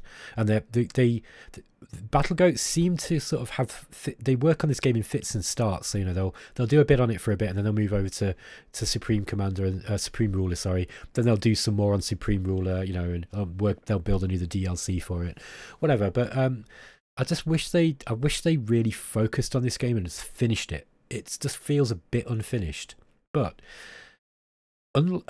it's the only game in this series, in that I know, like Emperor of the Fading Suns, and there's one more, Pax Nova, that allow you to colonize other planets. So it's a terrestrial 4X, but it allows you to to send colonists over to another planet and colonize them, and then go into that colony and then do the terrestrial stuff and mine resources, build cities, build units, and then go and do it again. And then you meet enemies and you have you have the diplomacy. It's kind of like, it's a little bit like Distant Worlds, or maybe kind of more like, is it like Stellaris more, maybe? Sort of a cross between Distant Worlds and Stellaris, but with a very, very detailed economic simulation. Yeah, I like it, and the invasions are very difficult to do. You got to plan them. You got to plan how you're going to do them. Very much like an Emperor of the Fading Suns, but way more so. But it's not as good a game as Emperor of the Fading Suns. It's no way as well designed. It's just, I think this was BattleGoat's experiment that failed initially. I think it's a shame that it failed. I think that Galactic Ruler Enlightenment is a good game. It's a little bit janky. It's just a little bit janky, but I think it's a good game, and I really want them to finish it. Anyway, Galciv 2. Galciv 2, I really should probably put this in the didn't play category, because I have played it, but I didn't play it a whole lot. However, this is, I think a lot of people a lot of Stardock's fans consider this to be the tightest, most polished version of the series. We certainly rated it very highly at eXplorminate when we did our top 10. I think it came second or something. What I've played of it recently, I do think it's an A tier game. I think it's got very few flaws, Galciv 2. It's just really well done. It's a high A tier game. It's got fewer flaws than Distant Worlds and AI War. It's probably it's up there with Civ 4. This was Brad Wardell's crowning glory achievement in a lot of ways. Like oh, by the way, I forgot to put Galciv 1. Oh, where's Galciv 1? I'm pretty sure I put it on this list. I know that I made a thing for it. So, oh, is it there? No, Galciv 1. Where are you? Come back to me. Anyway, Galciv 1 I think would be a B tier game. Very, very good game as well. But yeah, I think Galciv 2, just got to be a little bit careful, bearing in mind there's obviously my Stardock bias, because I work for Stardock, but I'm trying to be honest. I think the few times I've played this through, I think I recognise that this has got a super solid game design. I think most people who know this game and have played it will agree with me as well. I don't think this is a controversial take. My take on Galciv 4 is probably a bit more controversial, but yeah, I think most people who've played it, who don't hate Galciv series, will agree that this is very, very well designed. This is a fantastic game. Galciv 3 I liked, but I didn't love it. I think Galciv 3 is like a low B tier, maybe high C tier. Galciv 3 is better than Galactic Ruler. I think, yeah, this is somewhere like low B, high C. I wish there was a thing that we could put in the middle. I think the Galciv 3... No, it's better than that. It's probably a low B. I think Galciv 3 is like really, really good game. Oh, where did it go? There we are. It's a really good game, but the problem is it's just not as good as Galciv 2. I think it tried to do too many new things, and then the core design wasn't quite right, so they kept adding DLC to kind of add new features. Not just DLC, but updates. And by the time that I can't remember what it's called now, but the invasion update that they did, that was by the end of it, it was a pretty good game. I enjoyed Galciv. I had a lot of fun with this. I know Daz Tactic played it a lot as well. He likes this game too. However, Galciv 4 is way better. Again, take what I say with a grain of salt.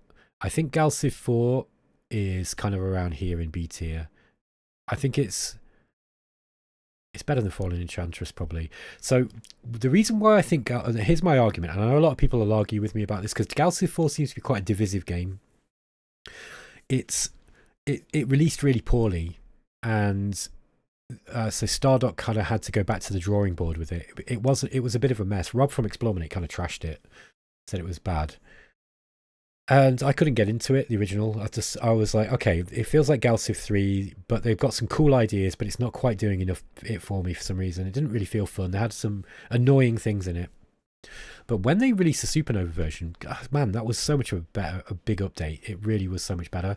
So it's a Galciv series. It's a hex-based Space 4X game, but they've got some really clever game mechanics in there to help deal with some of the issues that you'd get with not only the Galciv series but with Space 4X in general.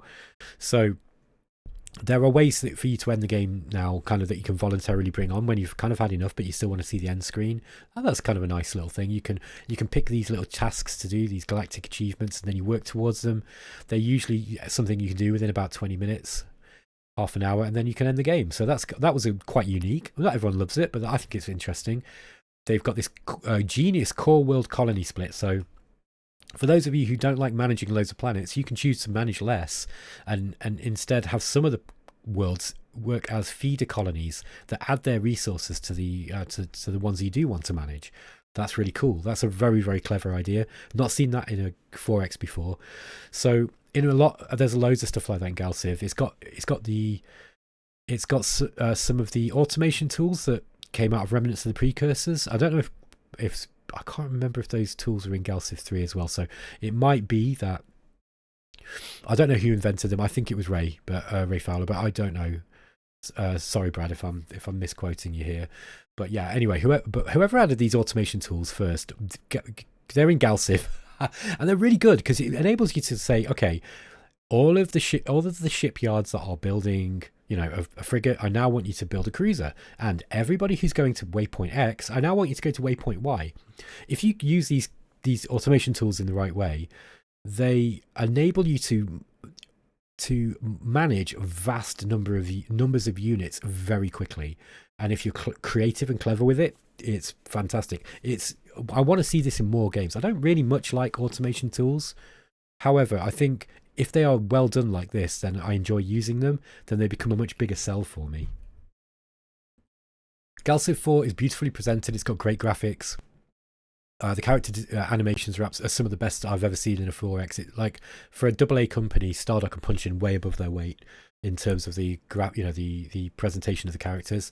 It's got the Alien GPT system. Yeah, they also synthesize my voice, so I'm the narrator of the game. So I narrate a lot of the content in the game, which is quite hilarious for me. Hearing myself speak in a sort of kind of southern accent, I sound like I'm from somewhere like Brighton, London, or something, where I'm actually from Derby. But yeah, so they've lent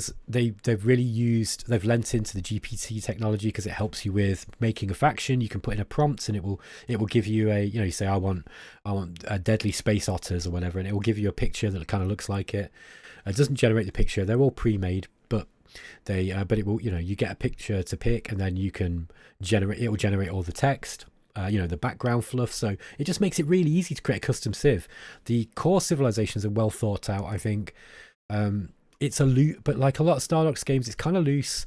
You can see they had loads of great ideas. Some of them weren't working quite so well, so they kind of changed stuff. It's not that they've kind of had this really strong idea of how they want the game to work, and then kind of tightly, built all the mechanics spot on, like they designed it before they started programming. It's not like that. It's a very loose, open game. It's a very sandbox game. You can play in all sorts of different ways. So if you like open, kind of loose design, but quite sandboxy, and that's really fun, that you can play in kind of any way you want, Galciv 4 is really good.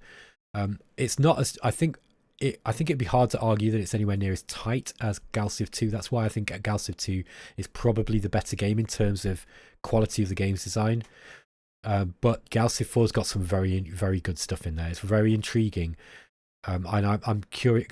Going forwards, the plan is not to release any more DLC for a bit now.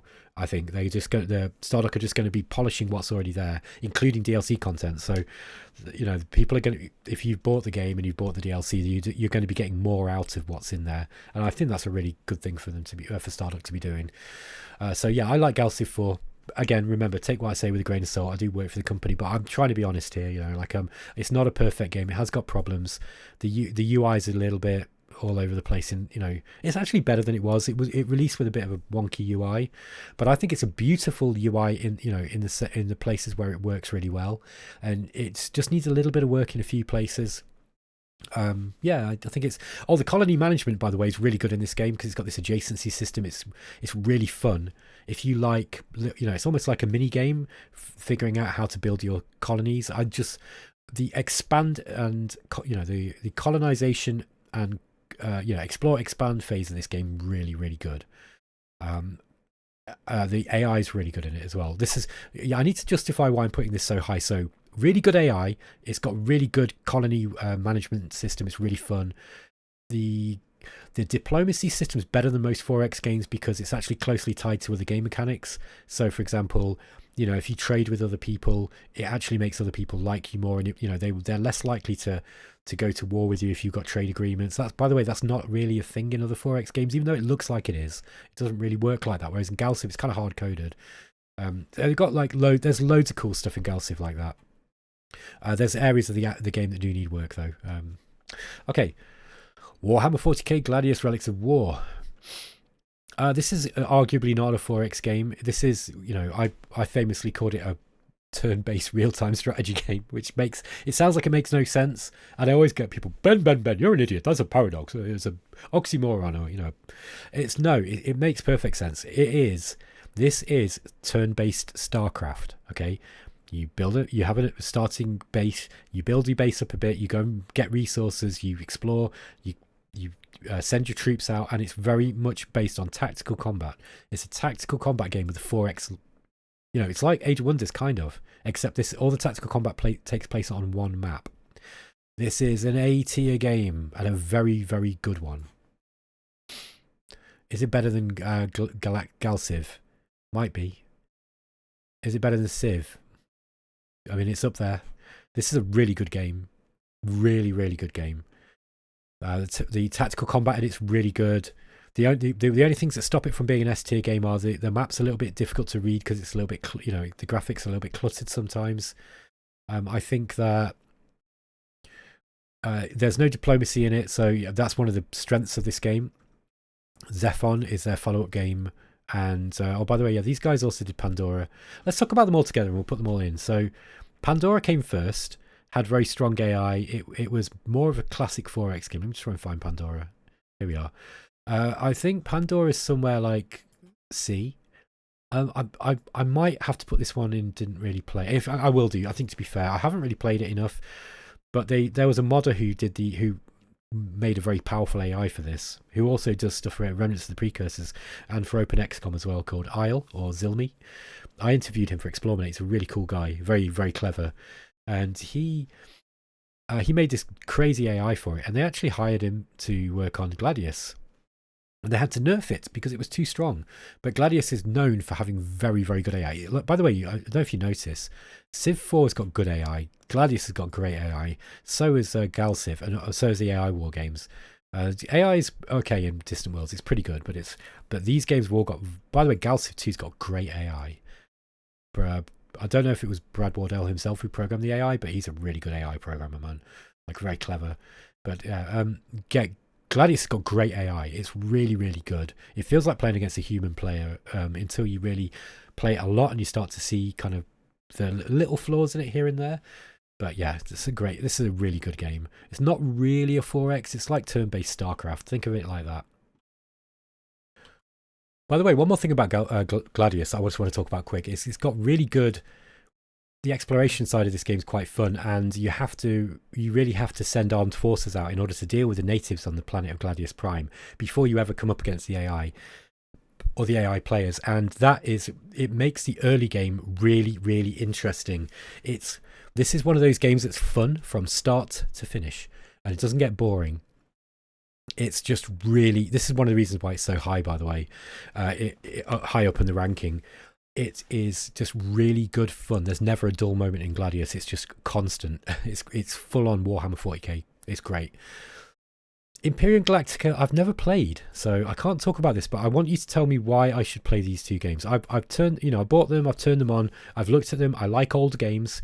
They look like they're right up my alley. I just miss them, and I've, to my shame, very much like At least you know I'm being honest about it. I'm not gonna, I just don't know them. So please let me know if you think Imperium Galactica are good games and why.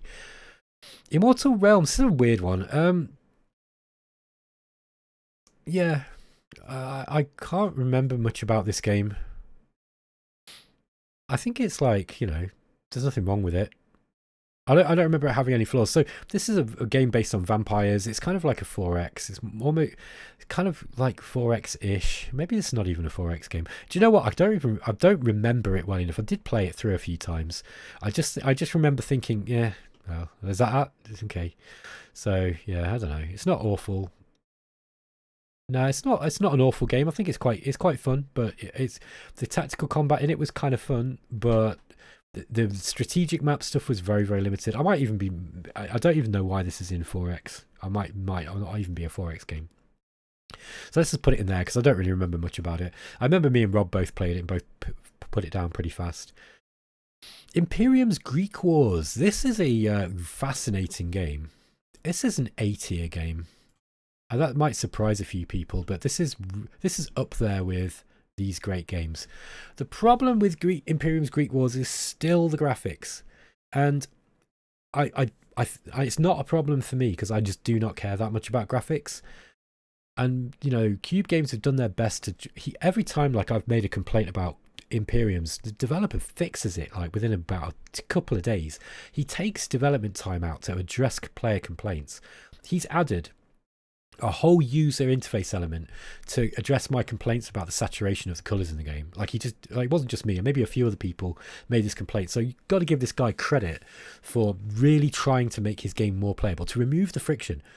Why is this game ranked so highly? You know, why is it better than Civ 3? I don't know if it is better than Civ 3, but it's pretty damn good, man.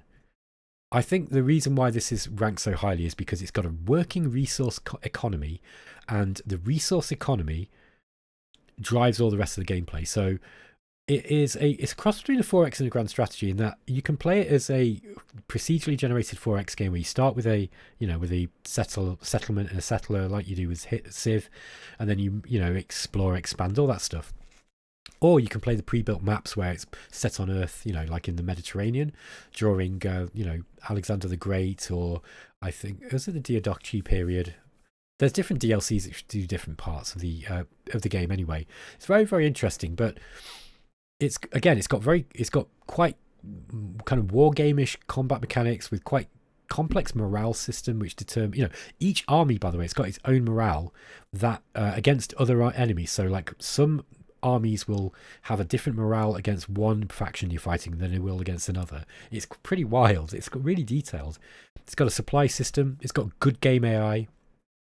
I think the reason why this one is a lot better than ancient Aggressors is it just fleshed the game out more. It just feels more fleshed out. The diplomacy works really well. If you haven't got wood, you cannot build spearmen. Okay, so if you run out of wood, you're in big trouble. If you cut down all your wood, you need to go and trade for it. So the natural resource shortages in the game drive all the gameplay, because it's like, right, I need stone, and that guy's not trading it with me. So you've got to try to make him happy somehow by giving him what he wants. Usually something that you don't want to give away. So do you go to war with him to go and take his stuff? Well, that's going to annoy all his friends. Oh, now I've got to think about that. Okay, maybe it'll be easier for me to go and attack someone that he doesn't like, because if I attack someone he doesn't like, then he's going to like me more, right? He's going to give me that stone I need. This is compelling gameplay, and the fact that it's got quite a lot of complex mechanics, and it's also a very competent 4X game, and it's got these great historical scenarios, and it's got a resource economy, and what else is great about this game? Yeah, that's it. It's just really well done. It's a really good game. This indie developer has made one of the best 4X games on the market at the moment. It's definitely. I haven't got Old World on here, but again, Old World is going to have to go in. Didn't really play because I just haven't played it enough. But I like it more than Old World. I think it's a better game. Okay. Interstellar Space Genesis is a Master of Orion 2 clone. Top C tier or maybe low B. Yeah, something like this. I like it more than Civ 3. I don't like it as much as Distant Worlds Universe, though. yeah, I think that this is. I think Interstellar Space Genesis is a good Master of Orion 2 like game. It has all the stuff of Master of Orion 2, but probably improved. Like, it has an improved colony management system. That's the weak point of Master of Orion 2, whereas in this game it's fun. Um, it's got pretty good AI. It's got good tactical combat in the space combat simulation. It's got decent resource management. It's not got a resource economy. It's just kind of Master of Orion style game. So, you know, you're just piling up numbers, but it's fun. And I think they've just made a really, really good game. What I don't like about the game is the presentation is not my favorite. I don't like the Team America puppets that they've got as the characters. I don't find the aliens very compelling. They're just weird.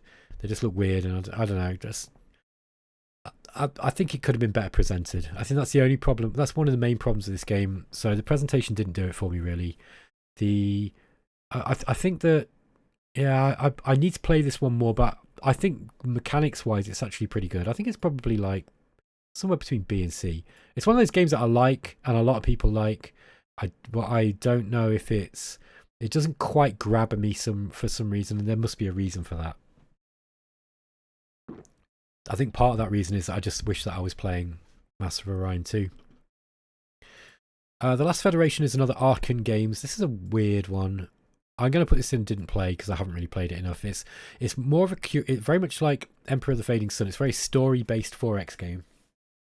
Except it has it's very strong in the diplomacy set, you know, in diplomacy.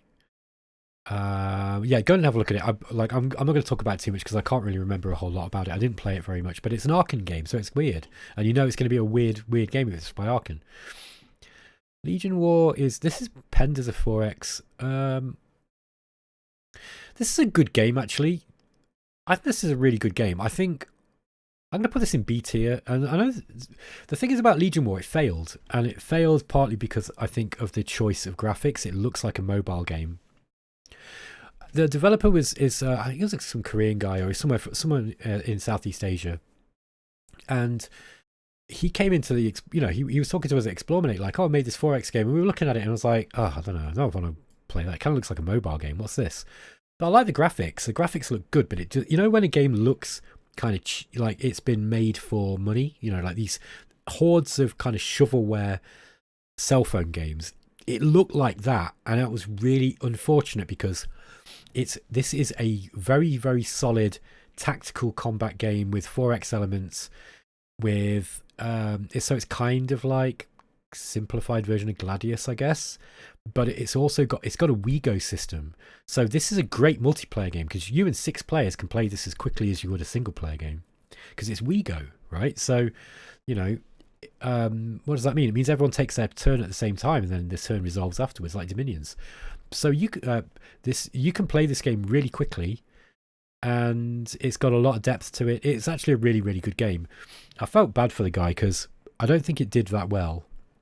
And I said to him, look, I think the problem with the game is the graphics. And by the way, I think the graphics are really good. They don't sell the fantasy of the game for me. It's too cutesy, and I really want it to be more gritty. And he was like, "Oh, it's my fiance. My wife. I forget which. She does the graphics," and I felt awful. Felt really bad because I was like, because he was like, oh, it's my fiance, and I was like, oh man, you know what? Look, the graphics are really good. The artwork is great. If she's done all that on her own, she's a superb artist. The problem was it just did not fit the kind of game that it didn't really look like what I was expecting it to, and I think it kind of failed as a result of the graphics, which is a real shame because actually mechanically it's dead good. Like, go and get this game; it's really good. Legion War. If you like tactics games, it's kind of loosely a 4X. Millennia. This is a new historical 4X that came out recently. I haven't played it enough to really have a real opinion on it. I probably put about 5 hours into it. I didn't play a full game through, so I won't review it. But I really like what it's trying to do. It had some very weird presentation in terms of the combat. The combat looks bad. It looks like a very, very old, weird combat system. But as far as the 4X game mechanics are concerned, it's really, really fun. It's kind of it's a little bit like Ara. It's up there with Ara in the sense that it's trying to do historical 4X but doing something new with it. By the way, I've not put Humankind on here because I don't own it, so I didn't like it very much. I was in on the beta and I kind of dropped out because I didn't like it. So yeah, not a fan of Amplitude games, but Millennia is pretty good. I think if you like historical 4X, you must check it out. Ah, Master of Magic. All right, so let's talk about Master of Magic. I'm gonna put this and Caster of Magic, the mod, into the same thing. This is an A tier game, guys. This is an A tier game. It's a little bit looser, I think, than some of these. Yeah, I think that Master of Magic, so it's a very old Fantasy 4X. It's the one that all of the rest of them are based on. So, you know, Stardock's Elemental series is based on it. Age of Wonders is based on it.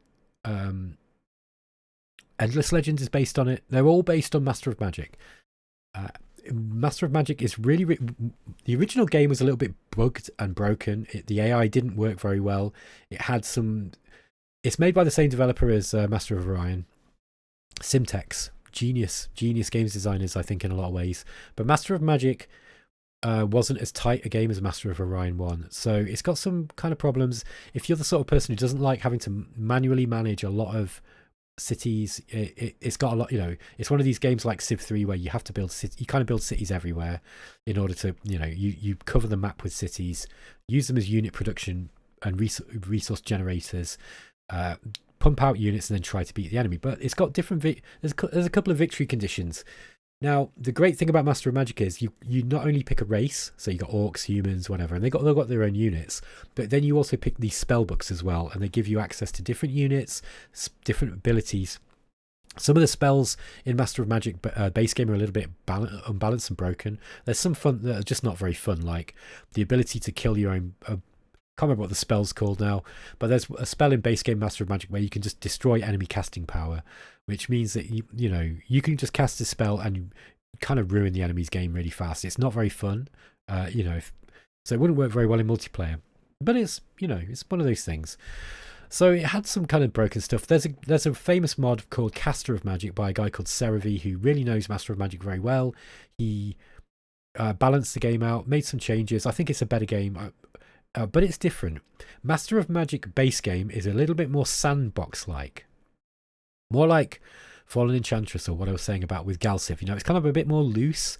It allows you to play a little bit more loosely and at a more leisurely pace, whereas Caster of Magic is designed for the AI to be really strong. So what that means is the AI comes at you with all the same tactics that a player can come up with.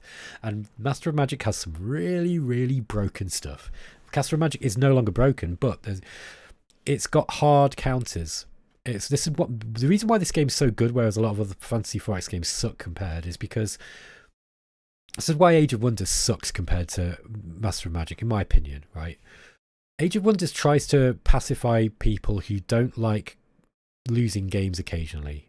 So, for example, in Age of Wonders, they removed flying units. Let me talk about flying units as an example of what I'm talking about. In Master of Magic, if you come up against a flying unit and you've got no way of attacking it, you can't win. Okay? Because you've been countered. You've been hard countered. That's not very fun when you first come across it. But if you're smart, and most human beings are, you will go, oh, right, that enemy can use a flying unit. Therefore, all my armies need to have at least one bowman. Okay? Lesson learned. Age of Wonders, no, that's not enough. What do? They just took out flying units. There is still, in Age of Wonders 4, there are still flying units technically, but they're just ground units. And they pretend, they've got wings and they pretend to fly, but they're actually just ground units. All units can attack air units now. So this what I mean. This is why Age of Wonders has got some really, like, just kind of lazy stuff in it like that. It's like, oh, people are giving us negative reviews because they don't like losing the game occasionally, and we don't want people to have to think too hard. So therefore, let's just get rid of the tough stuff. That I'm exaggerating for effect, but that's kind of how it feels. Whereas with Master of Magic, they didn't have those guardrails on. They haven't turned everything into a Nerf gun. You are firing with Magnum 44. So, for example, there's what's called the 11 book strategies, and these were strategies where you were to build your character to be very, very strong and have a dominant tactic that you would use. One of them would be with death magic. You would have you'd rush for werewolves, which are a summonable unit that regenerate, and then you cast Wraithform on them. Wraithform makes them very hard to hit. So you've got these wraith werewolves that could basically walk across water and go to just run into enemy cities, and really you've not got much you can do to deal with them, and you can win the game very quickly doing that. A little bit broken, but very, very fun. Caster of Magic, the AI will do that to you. If you're not ready for it, the AI will throw Wraithform werewolves at you, so you've got to know how to counter them. So it makes it a very hard game to learn, because there's so many combinations that are difficult stuff to deal with. Like the other classic is flying invisible warships. So it does what it says on the tin. They are flying units, so you've got to be able to shoot flying. You've got to be able to deal with. You can't attack with ground units. You've got to have a ranged attack or a magic attack. They're invisible, so you can't actually hit them until you've got some way of seeing them. And then they are warships, so they're big and armored and strong, and they've got cannons. It's ridiculous, and it's as ridiculous as it sounds. Conquest of Elysium has very much like stuff like this in it as well. So if you can get hard countered by stuff, and if you come up against an army that you can't deal with, sorry guys, game over. You just didn't think hard enough. You failed the knowledge check. Now that is old school game design. I like it better than modern games design, which basically goes, oh no, we don't want to upset people, so let's just make everything a bit easy and lame. So Master of Magic is a great game. It's still one of the best games of the Fantasy 4X genre. I think it's up there with Derek Paxton's Fall from Heaven 2. I love it. I think it's a great game. Let me tell you the story of Master of Magic. Oops. Sorry, guys. I hit the wrong button on my mouse. Keep doing this. Let me tell you the story of Master of Magic Remake by Muha Games. Okay. So, once upon a time, in the depths of an Eastern European forest, there was a bunch of naughty Polish pixies called Muha, who were tasked with the impossible mission given to them by the evil Lord Slytherin of recreating one of the finest and most beloved of all Fantasy 4X games of all time. And the Pixies went away into their development studio, and they dutifully recreated a very passable version of the original Master of Magic, making some superficial changes that were probably required by the modern audience, such as transferring tiles into hexes, giving it the template UI that every game seems to have now, and actually making a very good job of the graphics and the music and all that kind of stuff, because Muha are a very competent developer, in my opinion. And so, yeah, the Polish Pixies created this excellent game. Anyway, let's continue the story of what happened. So, unfortunately, when it came time to fulfill the DLC part of the contract with Lord Slytherin, the Polish Pixies of Muha seem to have been snacking on the magic mushrooms that were lying around the forest, and went off on some strange acid trip. I think that the DLC content that they created had such strange design and just really was not fitting with what was in the original Master of Magic content. Master of Magic is a very strong themed fantasy game. It's some people might think it's very generic, but it's really charming. It's got a really great graphics, at least in terms of the presentation. The Pixies over at Muha, however, kind of came up with, what was it? Lolicon girls riding on giant pigs. Yeah, that didn't fit. And that was it. The other one, the bearded dwarf lady. Now, the bearded dwarf lady kind of was, a bit of a reference to Tolkien, and well, I don't know, it just didn't work. I didn't hate it, but I didn't love it. But the Lolicon girl and the pig and the other weird clockwork, units, they decided to come up with some weird steampunk kind of vibe.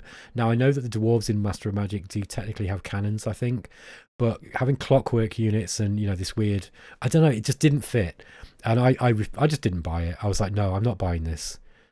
So yeah, Master of Magic D tier remake. I'm sorry, Muha, but I really like. Is it Mila? I really like the guys from Mila. From Muha. I interviewed Mila, I think is her name, along with Rob, and she's lovely. She's a really nice person. And they worked really hard on Master of Magic, and they were given an impossible mission. And I'm not blaming Slytherin either, by the way. It was an impossible mission because when you've got a game with this much that is so beloved as this and so well remembered, you cannot please everybody. And so I think I'm guessing now, but I think what happened was Slytherin were basically like, look, we need a straight remake, please. Can you just make Master of Magic, except we want you to update the user interface and give it a new lick of paint. Give it, make it play nicer for the modern audience. And Muhard did a really good job of doing that. The problem was that I don't know if it was the transition from tiles to hexes or the fact that they didn't have the access to the original code, but the AI in this one's bad. So what happens when you get a 4X game with a bad AI? Kind of bad, isn't it? So yeah, I don't recommend you play this one compared to Master of Magic Classic unless you absolutely cannot deal with the DOS interface that this one had. I know some people just can't do that. By the way, even I struggle with the Master of Magic UI a little bit with the way the unit selection works. It's a little bit confusing. Emperor of the Fading Suns is a dream compared to that. So that's one reason why this one's a bit difficult. Caster of Magic for Windows, by the way, is Slytherin's. They hired Cerevi to kind of, I guess, he published his mod as a standalone game and created it in a Windows format, so you don't have to use DOS anymore, and it's got much better user interface. So if you can go and try that if you find the original a little bit much. But yeah, it's a real shame what happened with this. I think it was an impossible mission. They couldn't Master of Magic Remake, it just wasn't different enough for people who wanted a new game, and it wasn't close enough to the original for people to feel like it was the original. It just kind of wasn't anything either side, but they did make a very, very nice job of the graphics and the thing. Just forget about those DLCs. The DLC content is just bizarre. I wish it didn't exist, and it's the reason why I don't play Master of Magic, the remake. Okay, Master Orion. Where do you reckon this one goes? My fans know where this goes. This one goes right up here. The question is it as good as Emperor of the Fading Suns? I think that these are very equal in terms of the quality of the game's design. It's an old game now, but it's superbly well designed. It's the issues that it's got are the same as the ones that Emperor of the Fading Suns may have for certain players, which is that you've often got to do there's a lot of management, but it's very, very let me just explain it. So what's great about this game is its victory condition again. Everything cascades down from the victory condition. So the way that you win, very much like in Emperor of the Fading Suns, is you have to be voted in as the galactic ruler by 2/3 of the galaxy. And how you go about that is up to you. But there are other players who are trying to do the same thing. So you've always got to be aware of this Galactic Council vote, which forces you not to just be at war with everyone all the time. Because if you go at war with everyone all the time, even if you're really powerful, they are going to vote against you. And you might find that they ally up and they vote for someone else and you end up losing. So it's very clever. Also, there's one way to win the vote, by the way. If somebody's got more population than you to vote for you, you just go and bomb them into the Stone Age and kill all their population. So that's another way. It's got an espionage system that's kind of cool. It's got a research system it had a randomized, semi-randomized tech tree, which was very, very interesting. Every playthrough is completely different, so you won't always get access to all the techs, so you've got to play differently. It's designed very much like Emperor of the Fading Suns in that the different factions are kind of a different difficulty level. So some of them are deliberately better than others. Some of them are more challenging than others. So that it had a natural way for players to select difficulty on top of the classic difficulty setting. Games designers are going back to the ideas from Master of Orion in a lot of ways. Interstellar Space Genesis still uses the sliders so it has like planetary sliders where you have each planet has an income, and then you divvy off, some of it for trade. So for some of it for technology, some of it goes into your treasury, some of it will go into production for building your factories. You don't have any of the tedious planetary management stuff that you get in Master of Orion 2, which was a big downgrade. Yeah, Master of Orion, classic game.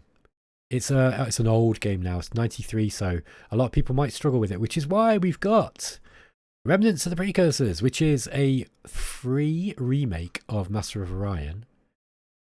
And it's better than a Master of Orion, I think, because it's got a new lick of paint. It's made in Java, so it's got its own kind of, issues, I guess. But Ray Fowler made it for free. He didn't charge anything for it. He even paid to have this game translated before, like, the days of ChatGPT. He paid to have this game translated into multiple languages at significant expense to himself. He never recuperated any money on this game. He paid people to do the artwork. The artwork is beautiful.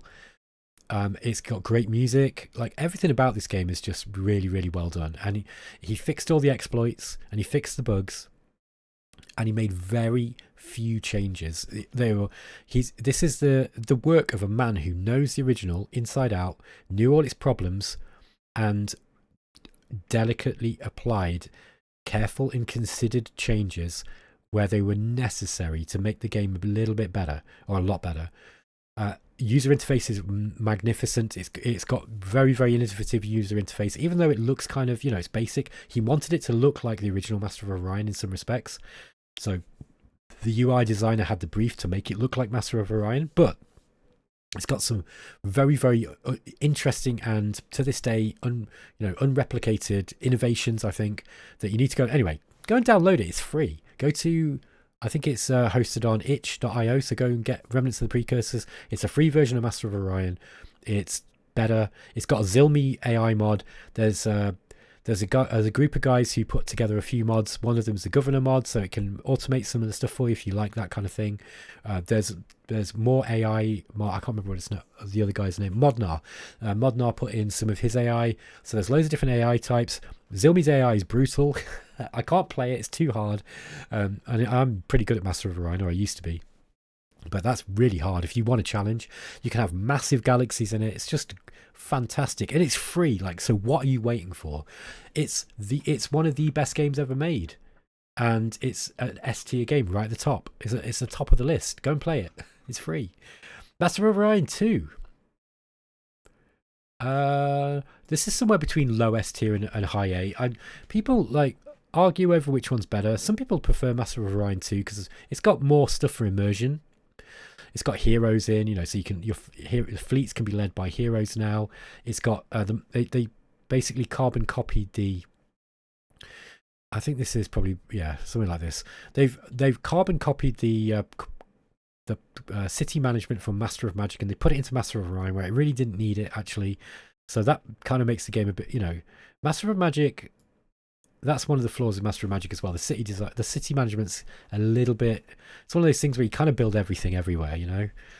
Caster of Magic fixes that, by the way. But Master of Magic originally, it needed a bit of work. Muhar did some stuff, by the way, to try and make that a bit more interesting. I could give them credit for that. But anyway, Master of Orion 2. Yeah, it was beautifully presented. I think the Ray Fowler said that he suspected that the main reason why people thought that. Why people fondly remember Master of Orion 2 over Master of Orion 1 was that Master of Orion 3 was controversial, let's just say, and it released with some kind of like pre-Gamergate style journalistic integrity thing. There was a bit of a scandal over some guy getting paid to do a shield review, and that really soured grapes in a big way. It's an interesting story because Master of Orion 3 was a massive flop. It's not. I don't think it's a bad game, by the way. I haven't played it, so by the way, I'm not putting it in D tier. I'm going to put it in didn't play because I haven't played it yet. I've not had chance, but I know people who think this game's great. I think they think it's interesting at least. Most people who've played it, who don't hate it, actually say it's a really interesting game. More like Distant Worlds. But anyway, Ray was saying he thinks that the reason why Master of Orion 2 is better remembered is because it was the last one. It was the last good Master of Orion, and it was the last one that most fans recognised as a Master of Orion game. But he didn't like Master of Orion 2, and he said he was really disappointed with it because he felt that the game design just wasn't very tight and kind of a bit of a chore to play after a bit. And I kind of agree with him. I still think though that it's so well produced. Like, you can go and play Master of Orion 2 now, even though it's a game from 96 or 95 or whatever. No, I think it's 96. but it's still really good to play now. It's such a great game. It's as good as Galciv. Yeah, they're about the same. Okay, Pax Nova. I played this through like once, and I don't know if I ever finished a game, so I'm going to put it in here. But Pax Nova is one of the few games here which is a terrestrial sci-fi game where you build on a planet. Your main map is on a planet, but like Emperor of the Fading Suns and like where are we?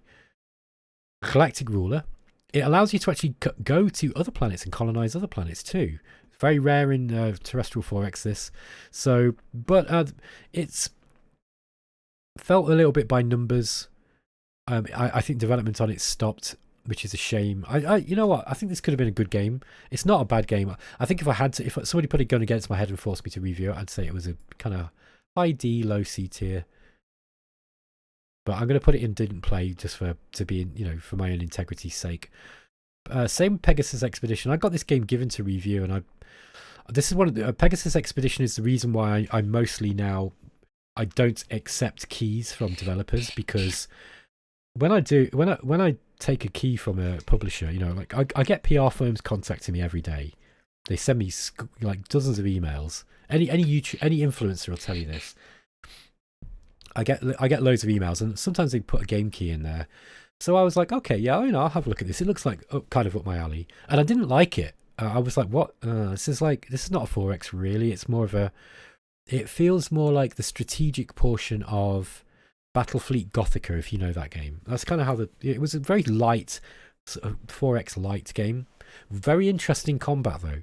Anyway, I clearly didn't enjoy the game, and I wasn't very enthusiastic when I was trying to show it off. So it was neither a very good review, nor was it a fluff piece, as an influencer that was there to help market a game. It just ended up being a bad video, and I felt bad. And because of that, I've stopped taking keys off developers now, mostly. Every now and again, I'll take one, but if it's something I know that is a good fit for my channel, and that I'm going to be enthusiastic about fluffing for them, because I think that if you don't pretend to be a critic if you're going to be an influencer, right? That's really important. And so I was trying to be critical of this while also sort of trying to show it off. Didn't work. I'm not doing that again. As for the game, go and try it. I don't really know much about it. It just felt a bit too basic for me. Planar Conquest is an attempt to remake Master of Orion. Again, I didn't play it enough, but I suspect it's... Sorry, not Master of Orion, Master of Magic. It's a Master of Magic clone. Quite close, but again, I don't know, turning it into hexes or whatever. I forget if this is a hex game or not. Yeah, I don't remember much about this one. I think people say it's not very good though. I'm not going to go too far. By the way, this is a 2-hour video already, so I'm going to try and finish it in one sitting, even though my voice is starting to hurt now. Polaris Sector is a Master of Orion-like game. I did play this enough to review it. I think that this one is C tier. It's got some really good ideas. So yeah, it kind of, if I remember right, it mimics the whole kind of time dilation thing, or the time, the crazy times that are involved in space travel. But it's a typical 4X game. It's got real-time combat though, and the real-time tactical combat's really good, if I remember right. The real-time tactical combat reminded me of Space Empires. If Space Empires had real-time combat, now I think Space Empires 5 has, but I didn't play that one much. So yeah. Anyway, Polaris Sector. I don't remember a whole lot about it. I think I'm going to put that one back into, where are we? I'm going to stick that one probably into, don't remember, didn't play. I did actually play it, by the way, I'd just forgotten. So, but, again, in the interest of kind of trying to have some kind of integrity, I'm going to say I don't remember. But anyway, you guys let me know what you thought of that. I remember thinking it was really cool. Space Empires 4, right, I rated this really low originally because I thought it had bad AI. Actually, the AI is not that bad if you know how to set the game up. So where is this in a game? Where is this now? High A tier. I think that this is, somebody described it as turn-based distant worlds, and I think that's a really good way of describing it. It's a very open game, but it's tight. It's got quite a tight game design for such a sandbox-ish game, and there's a lot you can do in it. It's a classic Space 4X. It's quite big. It plays it's a little bit like Galciv 1, It's kind of from the same sort of eras. I don't mean the OS2 version of Gal Civ 1, the original one that came out in 92 or whatever, 93. I mean, you know, the Windows version that came out in about 2000. It reminds me of that. But this is it's a very expansive game. There's a lot of stuff in it. It's got from Master of Orion 2. It kind of took the ability to customize your own civilization. It's got really cool resource management. Well, the resource management's simplistic, but it's meaningful. You need to there's a lot of stuff you can build. The resource, the technology scale up really, really well. So yeah, it's I don't really know how to explain it, but basically it's kind of like it's complex. It's quite like Distant Worlds. For the time, it's got quite a good user interface. Space Empires 4 is really good. I've been enjoying this recently. I've been playing it this year. And I think that this is, yeah, like it's an A tier game. It's really good, especially once you know how. Like, there's a bit of a arcane setting that you have to use to get the AI to play well. But if you do that, it's actually quite good, and it's very, very fun and playable. I think it's up here with these guys. I think it's like high B tier, low A tier. It's really, really, really good, really good. Space Empires 5 I didn't play. I've still not played that one yet. So you tell me, is that one good? Find out next week. What about Shadow of Forbidden Gods? Shadows of Forbidden Gods. This is a really unusual game. It's very much that you are a god, and you control cultists in an attempt to take over the world, basically. And you've got a bunch of cities on the map. You send your agents out. They have specific actions. It kind of plays like a board game. But it's sort of a 4X, you know, there's sort of resource management in it. So it kind of, you know, fits. When I was playing it, I would have said it was a C tier game. It had really good ideas, but the user interface, sorry, the presentation of the game was left a lot to be desired. So, and I'm not a big fan, you know, I don't really care that much about aesthetics, but it doesn't look great. It's a bit, I found it was a little bit confusing to learn, but yeah, I think C tier. Yeah, I'll put it in there. So it's a very unusual game. It plays very differently to any of these other games. It's kind of like AI War in the sense that, and Sorcerer King as well. It's got this kind of gameplay where you are trying to win the game, and in order to win the game, you have to take territory and and do that normal 4X stuff. But in doing so, you incur the wrath of the more powerful factions, right? So you have to play these different countries off against one another. It's a very interesting game. It's got really good reviews on Steam now. So I'm only reviewing it from when I played it. I think it's a C tier game. Like, great ideas, not very, not perfectly implemented, but it's a high C tier game, maybe low B tier. It's good game. Okay, for the next bunch of games. Well, these next 4, I've got to, do my usual disclaimer that I've done some work on the game. My name was on the credits, whatever. Shadow Empire is S tier. This is no doubt about an S tier game. I think that it's Vic Riker's masterpiece. Let's not use that word yet. It's not been around long enough to be called a masterpiece yet, but it's looking like it will be a masterpiece. It's a magnum opus without a doubt.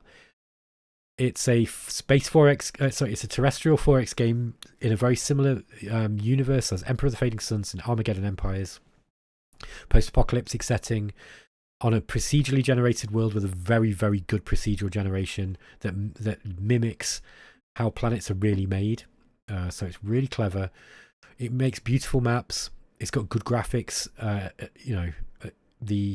When it launched, some of the graphics were a little bit janky, actually, like, and a little bit basic, but Vic's been working to improve those, and actually the character art's a lot better now. It's a war game, really, but it's a full 4X game, explore, exploit, expand, exterminate, but it's got a very detailed war system. It's got a very detailed logistics system, so it's very much a war game as well. If you were to come to this playing this from playing, like a very heavy war game, like one of the John Tiller games or War in the East, Gary Grigsby's games, you'd be right at home with Shadow Empire. It's got very, very detailed simulation. The reason why this is an S tier game, though, this is what propels this game up out of above the heads of all the others, is because it's got mechanics in there that are designed to help the game be easier to play for new players, that can also be indirectly affected by expert players in order to get themselves, to get really good at the game. If that sounds a bit abstract, let me give you an example. There are systems that there's some automation in the game, right? So, for example, a population will move between cities. Now, you can manually move population, but getting them to stay there is difficult because they want to be in the places where they've got the better life, because it's an apocalyptic wasteland, right? If you've got a place where you can only eat, you've got to sit around a campfire in the in a radiated desert eating centipedes, and then there's another city down the road where they've got jobs and they get paid, and people are happier, they've got a better quality of life, they'll move. And so you don't have to worry, as a new player, you don't really have to worry about moving population around, right? There are ways you can do it. There's a direct, you can recruit them as colonists and then you can just dump them in a new city. But if you're an expert player, you can indirectly affect the movement of population by doing things like making jobs in the area, building construction products which will create jobs. You can do things like improving the quality of life by giving them schools and that kind of thing, and they will naturally migrate in. So that's one example. Let me think of another one. So, for example, model design, which is the way that you create units in the game, is kind of randomized. So you'll always get different units every time you play. When you're playing on the lower difficulty settings, you can pretty much just leave the AI to do it as it does, right? And it will just not. It's not like automated, like in Distant Worlds, but let's say you don't really need to look too closely at the what's going on in the model design. But when you're playing on the higher levels and you really are playing, you're playing against the computer or another player, and they're really throwing the kitchen sink at you, you really need to pay close attention to what's in those, in each of those models. So pay attention to the fine detail of the combat systems. So there's a lot of stuff in the game like that, where the game is relatively easy to play for a beginner. Although there's a bit of a learning curve in terms of just the sheer scope of the game. A lot of the game can be automated. There's this kind of system of kind of cards, these stratagem cards that you can play, which represent kind of feats that your regime are able to pull using their political clout or their bureaucratic ability. And a lot of these are in there just to make things a little bit easier for new players as well, and also can be be power gamed by advanced players. So Shadow Empire, I'm not really selling it well, but it is a masterclass in games design. The developer Vic he's just on another level, man. A game that big and complex that simulates so much should be a mess. And yet if you go and look on Steam at the Steam reviews and how many people have bought this game, I'm surprised that when I first played it, I was like, God, this is a good game, but I'm going to be in a minority liking it. That's what I thought. Yeah, I was like, this is a game made for me, a 4X game but with war game mechanics, and it's better than most war games as well. And it's got procedurally generation of these planets.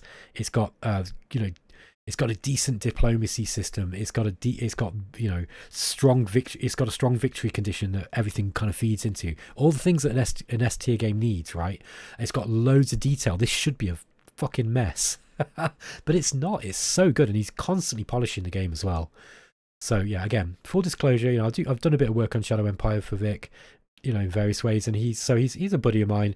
So you take it all with what I'm saying with a grain of salt. But again, just like with Stardock, I think the reason why I get the offers to help out is because I'm into the games, and I was able to recognize really where Shadow Empire is great. And this game has sold like hotcakes, man. I tell you, it's been really, really successful in my opinion. Just from looking at the amount of Steam reviews, man, I can estimate how many sales this has made, and it's sold a lot of games, and that is wild for a game of this complexity. Shadow Empire and Dominions are up there as being some of the most complex games that I've ever played. Dominions is complex in the terms of the sheer amount of content. There's like 2,000 or 3,000 units in the game, and trying to figure out combinations that work with all of them is quite a head fuck. But Shadow Empire is complex in the terms of the number of mechanics. But because it's so well designed, you only need to start engaging with, about 60% of them as you start getting better at the game. because it plays quite well with you just ticking along. You don't need to know all at once. So it's got a reputation as being hard to learn, but it really isn't. It's like Dominions. You get over that initial hurdle, and the game is just a beauty to play. It's a beautiful game, Shadow Empire. It's one of the best games. This is the most innovative space. This is the most innovative 4X game that's been made since Emperor of the Fading Sun, I think. Sins of a Solar Empire Rebellion. Wow, my voice is really going. Sins of a Solar Empire Rebellion is Ironclad Games, published by Stardock. So again, it's another one that I've got something to do with. So take what I say with a grain of salt. Sins of a Solar Empire is an A-tier game, no doubt about it. So this is a RTS 4X hybrid. It's an RTS game, but on a grand scale. You can zoom in from the tactical level to do all your cool RTS stuff, like playing, like it's like slow-paced StarCraft. It's quite slow-paced for an RTS. Your ships have a lot of hit points. They take a while to die, so you can generally, you can take your time to think about the battle, but then, you can zoom out and then you can do planetary management. The planetary management is quite basic compared to a lot of 4X games, but it's deep enough that it's fun and meaningful. Sins of a Solar Empire Rebellion was a bunch of DLCs all brought together, and it's a great game. But I think Sins of a Solar Empire 2 is better. This is an A-tier game, man. I think what stops it from being an S tier? Is there anything that stops Sins of a Solar Empire from being an S tier? I think that it's very well designed, and it has. I think that once it's finished with its development cycle, and it's fully integrated. Like, it's got Sins of a Solar Empire 2 released with most of the content that was in Rebellion.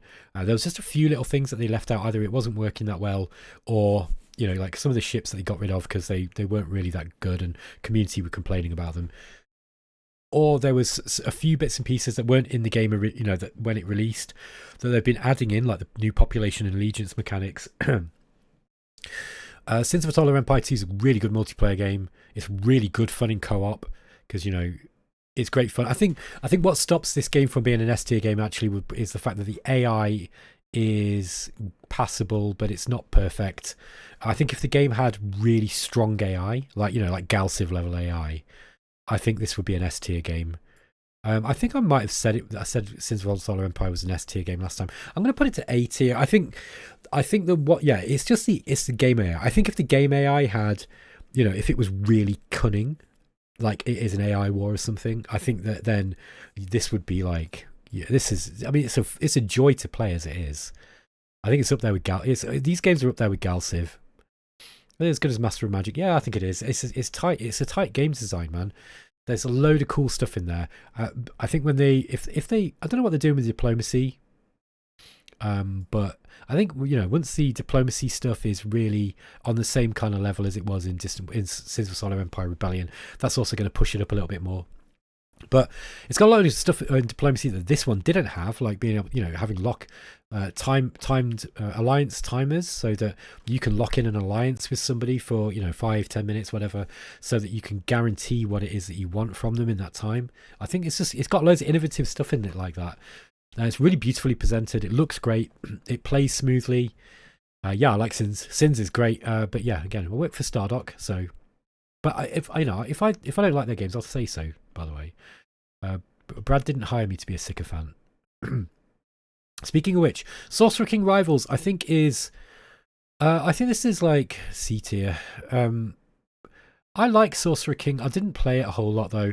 So this has got a really the reason why this is not a D tier game, because I think the execution of this game is not perfect, but I think it's basically a unofficial sort of sequel, I guess, to the Elemental games. It's got an interesting, unique thing though. It's asymmetric, like AI War. The game starts and the Sorcerer King has consolidated his power. He's won the game already. Yeah, it's almost like the player from Fallen Enchantress conquered the map, became the Sorcerer King, and then now you're an upstart, and you and the other players in the game are vying to try to break out from the Sorcerer King's control. The thing is, every time you start a new city, the Sorcerer King will go, I notice you're starting a new city. I don't want you to do that. If you keep doing this, I'm going to hurt you. And he'll warn you, whenever you build an army or, if you achieve something in the game, he will start to ramp up the pressure on you. So again, like in AI War and Emperor of the Fading Suns, you've really got to carefully plot your trajectory to victory, because if you take too much power too quickly, he'll squash you like a fly. It's really cool. It's a really great idea. The combat in it's really good as well. It's like it's very much the combat from Fallen Enchantress, although I remember Brad Wardell was telling me that he thinks it's better. He thinks the combat in Sorcerer King's better. I don't know why, though. I didn't stick with this game very long. So I think once you played it through a few times, maybe the factions weren't that different, something like that. It kind of gets a bit samey, but the initial fun factor is pretty good if you can stick with it. So I think, I'm going to put this thing somewhere in C tier. I think it's like it was a good effort. I think that I think people were a bit disappointed that this wasn't Elemental. And by the way, C tier, these aren't bad games, man. All of these, I like all these games. I like Age of Wonders 4. I don't love it. I think it's flawed, but I think it's it's not a bad game. It's it's not a tight game, but it's not a bad game. And the same with all of these games, man. They've just got a few little flaws that annoy me. I think ISG might be better than I'm rating it. Sorcerer King, I think Sorcerer King's kind of on this level. Sid Meier's Alpha Centauri. I think I missed this the last time I did tier list. This is like top A tier, I think, or maybe even.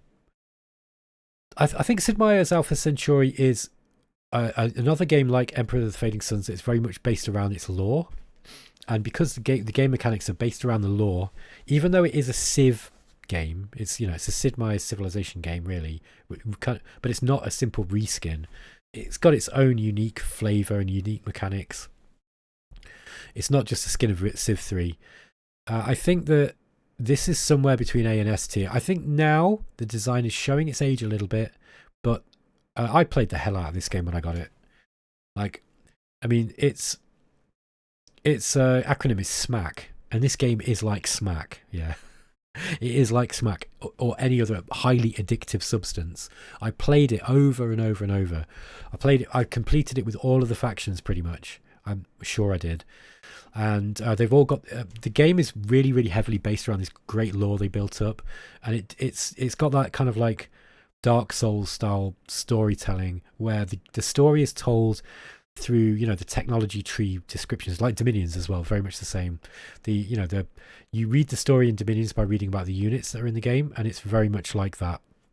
You read about all the you get these technologies that you research, and then you'll get a line of passage or a passage from one of the leaders in the game who is explaining some aspect of what's going on, and it's oh man, was it Brian Reynolds that just made this amazing game? I think Soren Johnson might have been on this one as well. No, I think he came in on Civ 3 actually. I don't know if he was on Sid Meier's Alpha Centauri. Well, anyway, this is a great game. I think that it's like Civ 3 and Master of Magic in that you have to build a lot of cities. Some people don't like that. I think that there are some strategies that are a little bit more dominant than others.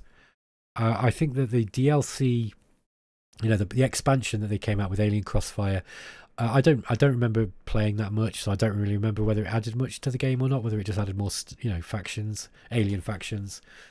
But yeah, this is a great game. This is a masterclass in how to present a beautifully made game. It's a little, the user interface might be a little old for some people now, I think, and yeah, I don't know, it's probably S tier. I think it's in S tier. I think it's lower down in S tier.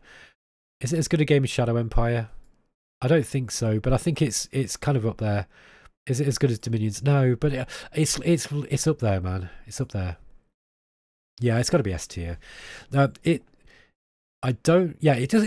was just so well polished, like such a really well polished game.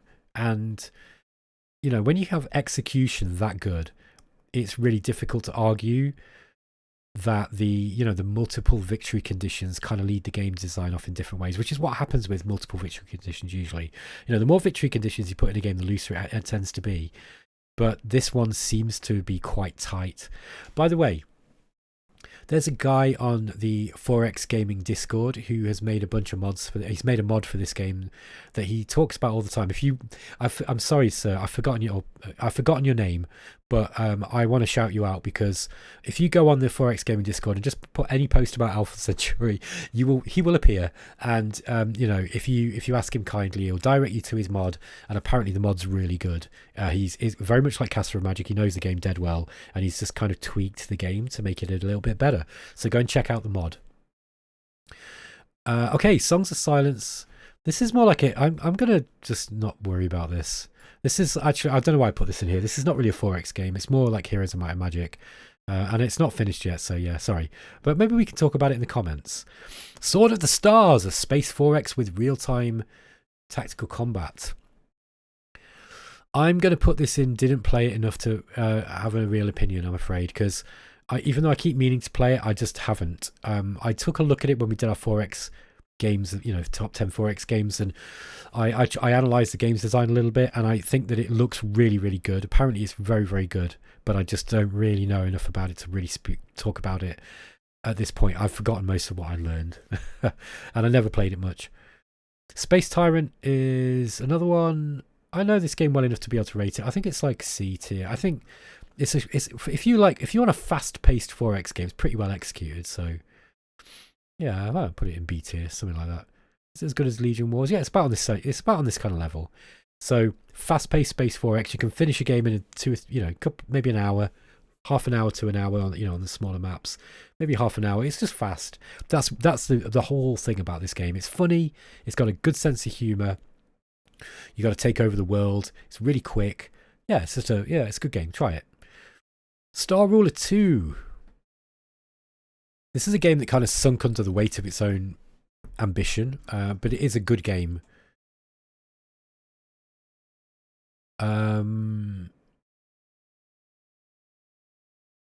B, high C tier, low B. Now, I actually really like this game. I'm tempted to put it much higher. I forget where I put it in my last one. I think I overrated it though. I think Star Ruler 2 is difficult to play because there's so much going on. It's got a wonderful economic system where when you conquer planets, you then chain them together so that they send one another each other's resources, and it's done in almost like as a puzzle game. So you just link them together in order to create these efficient systems. There's also on-world colony management, but it's quite limited, and it's really, you don't need to do it very much, but they give you big bonuses when you do. So you can build these kind of like shipyards boosting things, or I can't quite remember how it works, but there's all sorts of stuff that you can build on the planets, but they're dead expensive. So the main part of the economy is just is capturing the worlds and linking them. It's kind of like Distant Worlds in the sense that you have it's real time with pause. The ship scale's crazy. It's got a ship designer where it's almost like Lego. You can just build them piece by piece and add systems and weapons systems and engines. So you can make these really wild designs. The factions are all kind of different. I think it's got a weird diplomacy system that uses like a bit of a card game system. So it's a real mishmash of games, or game systems all rolled into one. I like Star Ruler 2. I want to put it in low B. I think it's just got it demands your attention. So I think if you it could be a good multiplayer game. The problem is there's so much going on. Like you got this diplomacy mini game where people are playing cards on you, and you've got to play the cards back in order to get to win the vote or whatever. Win the whatever it is that's up for grabs. Sins of a Solar Empire 2's got a similar thing where you've got these auctions, but that's really easy to do because it doesn't take your attention. It's just like, oh, there's an auction going on. Would you want to vote on it? Yeah, go on. Then you'll make a few clicks and it's done. Whereas with Star Ruler, you've got to go into a separate interface, and you might be fighting someone at the same time and trying to do colony management and trying to navigate the research tree and doing whatever else. It's kind of a bit much, and that's what stops it from being a better game, I think. But God, it was a really, really ambitious game. Like you can make ships that are as big as planets in this game. You can do some cool stuff. I think, and it's got a really, really interesting way of organizing fleets and shipbuilding. Yeah, very, very clever game. I think it's probably better than some of these games here. Actually, I put it somewhere in B tier. Star Drive, didn't play enough to really comment. There's a mod for it that everybody loves, which you should try, but I think it's Black Box Mod. But yeah, Star Drive, I don't really know it well enough. I know that the developer was a bit of a rock star or a bit of a diva, depending on who you listen to.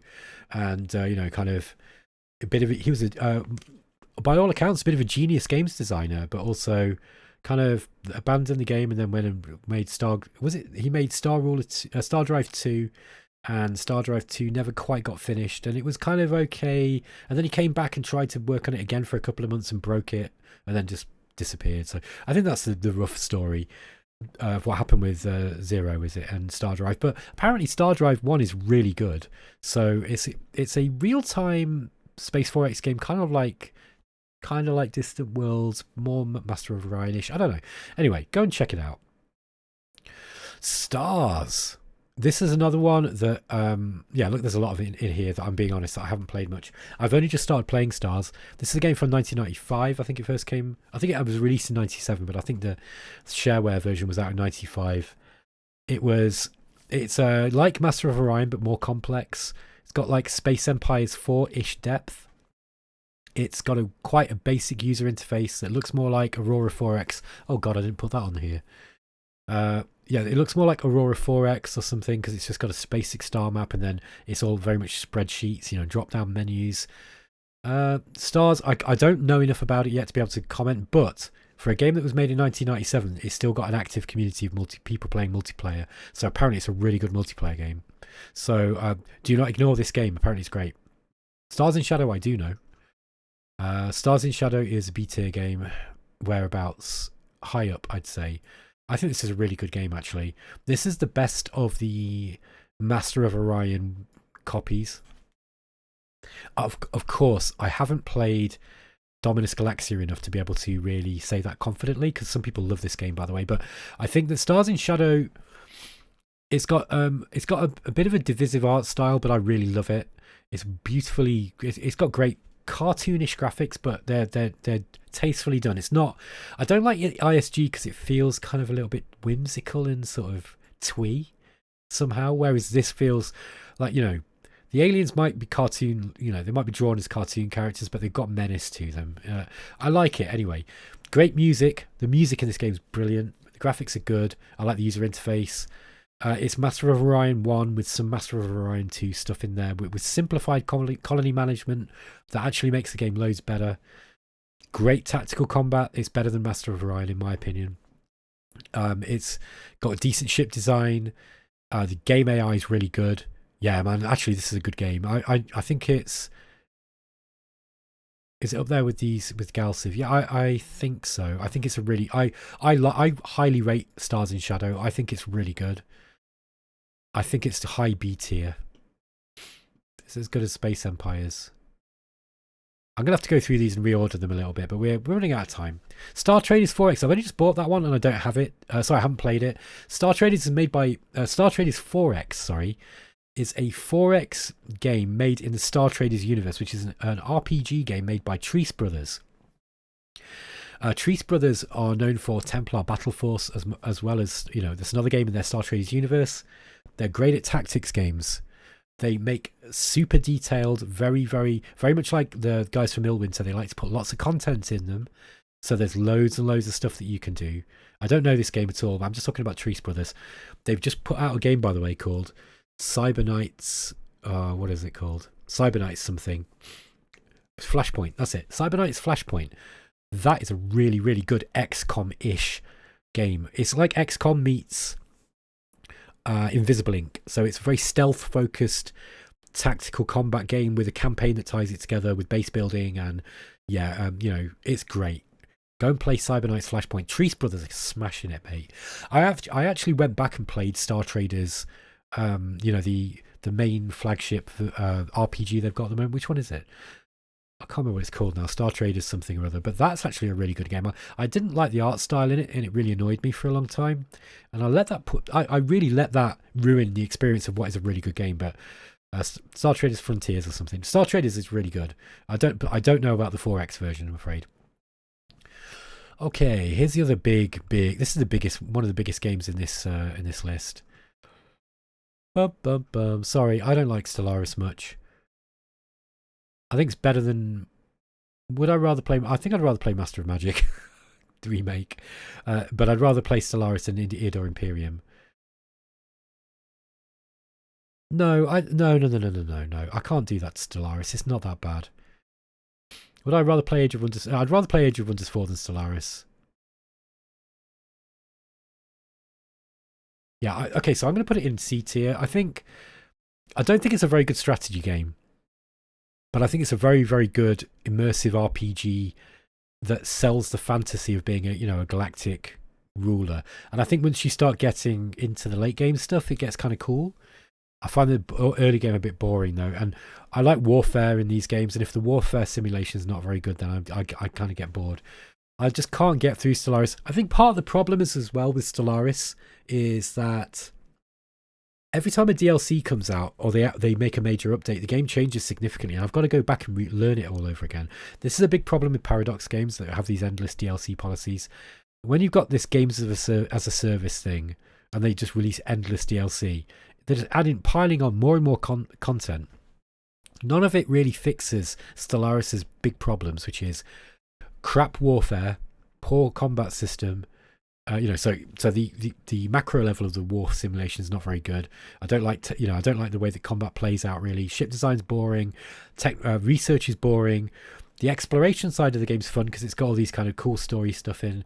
I think that's pretty cool. I really like how you can put together, you can do weird stuff to your civilizations, with the trees, with the civilization expansion trees, like, you can turn your aliens or your humans into cyborgs, or you can turn them into a psychic race.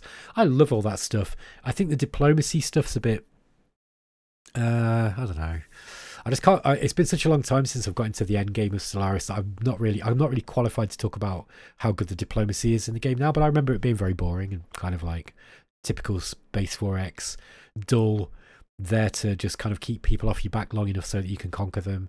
But I don't think you're supposed to play Stellaris as a min-maxing game. I really feel that to get the best out of it, you want to play it kind of like Empire of the Fading Suns, leading into the lore that's being created as you're playing it. I think if you play it like an RPG, I think it's like better. Do I like Stellaris more than I'm saying? I'm just, what, you guys have got me doubting myself now. How dare you? Making me feel that actually maybe I've been wrong about Stellaris all along. No, I think if we're talking about it as a 4X game, it's not great. It's not awful. It's like, it's kind of like Beyond Earth. It's kind of mid and mediocre. It's like Age of Wonders 3 or Age of Wonders 4. It's kind of, it's pretty good. Had fun playing it, but probably will never go back. But yeah, I think if you play it as an RPG, it's great. It's good fun. Stellar Monarch. Oh, where's Stellar Monarch 2? I don't know. I think the way that this imported it missed some games. Anyway, Stellar Monarch 2. I think actually I might have only done this one because the two games are similar. This one is one that I'm edging on saying that I've not played enough, but I have studied it a bit because it's interesting. It's an example of what happens when you make a game. I think it's this high C tier game. I think it's an example of what happens when you make a game that tries to remove excessive management of units and focus on the simulation and the fantasy of being the actual ruler of the galaxy, delegating jobs to subordinates. Very much like what Alliance of the Sacred Sons is trying to do. But Stellar Monarch's actually I like this game. I started learning it recently and I fell off it, and I don't know why. It's not because I don't like the game. It was the same as Stellar Monarch 1. I think it was more that I was like, whoa, there's a lot going on here. While it does reduce the excessive management that you get with Space 4X, where you've got to move lots of fleets and manage lots of colonies, you do have to do a lot of searching through a lot of information in Stellar Monarch. So the gameplay loop is that every turn, the people in your the nobles in your empire will come to you and say, sire, what do you want me to do? Or here's a problem that you need to deal with. It's kind of got a little bit of a Crusader Kings-ish vibe about it. But it's very much a strategy game, grand strategy game. You will end up moving fleets around to take new colonies and increase your structure, increase your economy, but you won't be building individual. You won't be going to a planet and building like a factory. It's more that you will increase spending on factories, in that area, and that will, gradually increase as the years go by. And you've got these goals that you've got to meet. It's a very different take on 4X. I think I'm gonna rank it, and I think it's actually beat it. I think this is a good game. I just think I've just not really got into it yet. I think actually it's probably better than. I'd probably rather play it than Dune or something. Yeah, I think this is somewhere in B tier. I think it's a really really good game. Chris Cosmic is the designer, who also did Legends of Amberland, by the way. If you like blobber CRPGs like Wizardry, he made a really cool. It's kind of more like Might and Magic. Sans the heroes bit. The original Might and Magic games. It's kind of like Might and Magic. World of Zine, if you know that one. Because kind of Might and Magic, is it 5? It reminds me of Might and Magic 5. Okay. Stellar Sovereigns. This is one I've looked at, but I haven't played enough. One of my friends, Aaron, really likes this game. He keeps asking me to play it. He says he thinks it'll be right up my alley. It's complex. It's got some Shadow Empire-ish like level of simulation, but not quite the same as depth as that. But it's like kind of halfway between that and something like, Master of Orion. It also takes a lot of cues from Sword of the Stars, another game that I don't know that well. So I want to come to Stellar Sovereigns. I really want to play it, but I believe the developers stopped development on it now. It is complete, but I don't think it's quite polished. So yeah, I don't know, have much to say about that. Maybe you guys can fill me in. Okay, let's see if we can finish this one before we get to 3 hours. Good lord. 3 hours on one damn video. Thank you so much, by the way, if you tuned in and you're, sticking around this long. So, Sword of Aragon. This is a very, very old game from the late 80s, I think, or early 90s. I like this game. I think it's got design flaws in it that are more noticeable now in today's date. But I think go and check out Sword of Aragon. I originally passed over this because it sounded like a historical game. Because obviously Aragon was a place, right, in sort of northern Spain, or between Spain. Oh, is it like near where Andorra is now? Anyway. But actually, no, it's a fantasy game. And you start out with a single town and, some troops. You raise more troops and then you kind of go and explore the land and you've got a mission to complete. It might be SSI. It's a very old game, but but it's a good strategy game, and it's kind of a 4X because you do have to explore, expand, exploit, and exterminate. I don't know where I'd put it. I played it enough to say, I think it's good. I think Sword of Aragon's like, for the time it was revolutionary. I think now going back to it now and playing it now would be a little bit, it's an old game, very old. It's older than Master of Orion, but I think it's good. Let's put it in C tier. I think it's got flaws, so I think it's easy once you understand how to play it. It's kind of easy to cheese, so it's not that tight. But it's an example of what 4X games were before the term 4X was invented. So go and check it out, and it probably influenced things like Master of Magic. Okay, now we're on to a heavy hitter. Star Wars Rebellion. I've played the hell out of this game. S tier. That might surprise a few of you, but this is a bloody good game. I think Civ needs to be an S tier, or maybe I'm making S tier a bit too good though. I don't know. Like I'm kind of on the fence. Okay, no, this can't be S tier. This is A tier. The reason why this can't be S tier is because the tactical combat is a bit janky. And you can play the tactical combat in the game automated, or you can play it out. I never play it out anymore. I don't think it's the user interface is pretty janky on it, so it's kind of hard to play. But yeah, boy, is this a good game. Why is this an A tier game? Well, it's a real time with pause space 4X set in the Star Wars universe. It's set during the classic era of Star Wars, so it's set just after the invasion, after Yavin, the original Death Star is destroyed. So it's set between. Well, it starts between, Star Wars episode, the first Star Wars basically, and Return of the and Empire Strikes Back. That's when it's set. But you will do everything. You have fleets to build. You'll build fleets. You'll raise troops. It's got all that 4X stuff. It's notable for having an excellent character system where you've got all the characters from Star Wars and the extended universe. So you'll find, Grand Admiral Thrawn and Mara Jade and all those guys from the Heir to the Empire series are in there. And you use those guys to do a lot of the missions. So you might send Luke and, Han Solo over to sabotage a shield generator on a planet in order that you can actually go and bombard it, to go and invade the planet. Or you might kidnap an enemy scientist to stop the enemy scientist from from working and developing new types of Star Destroyers. Yeah, it's got all the research stuff so you can develop new weapon systems and ships. It's great. It's a fantastic game. It's a good multiplayer game as well. There's a very, very amusing channel. I can't remember what the guy's called now, but I think his channel's called The Crazy Psychopath or something. And he basically specialises in playing multiplayer Star Wars Rebellion, and bloody hell is he good at that game. If you want to see people get crushed in 30 minutes or 20 minutes, he wrecks people. He's absolutely scary. And he's hilarious as well. It's a really good channel, that is. Anyway, Star Wars Rebellion is a very, very, very good game. It came out around the same time as Emperor of the Fading Suns, maybe the year afterwards, I think. I think it was at 1998. I bought this first time around when it first came out, and I played the hell out of it. And it's still great today. Superbly well presented.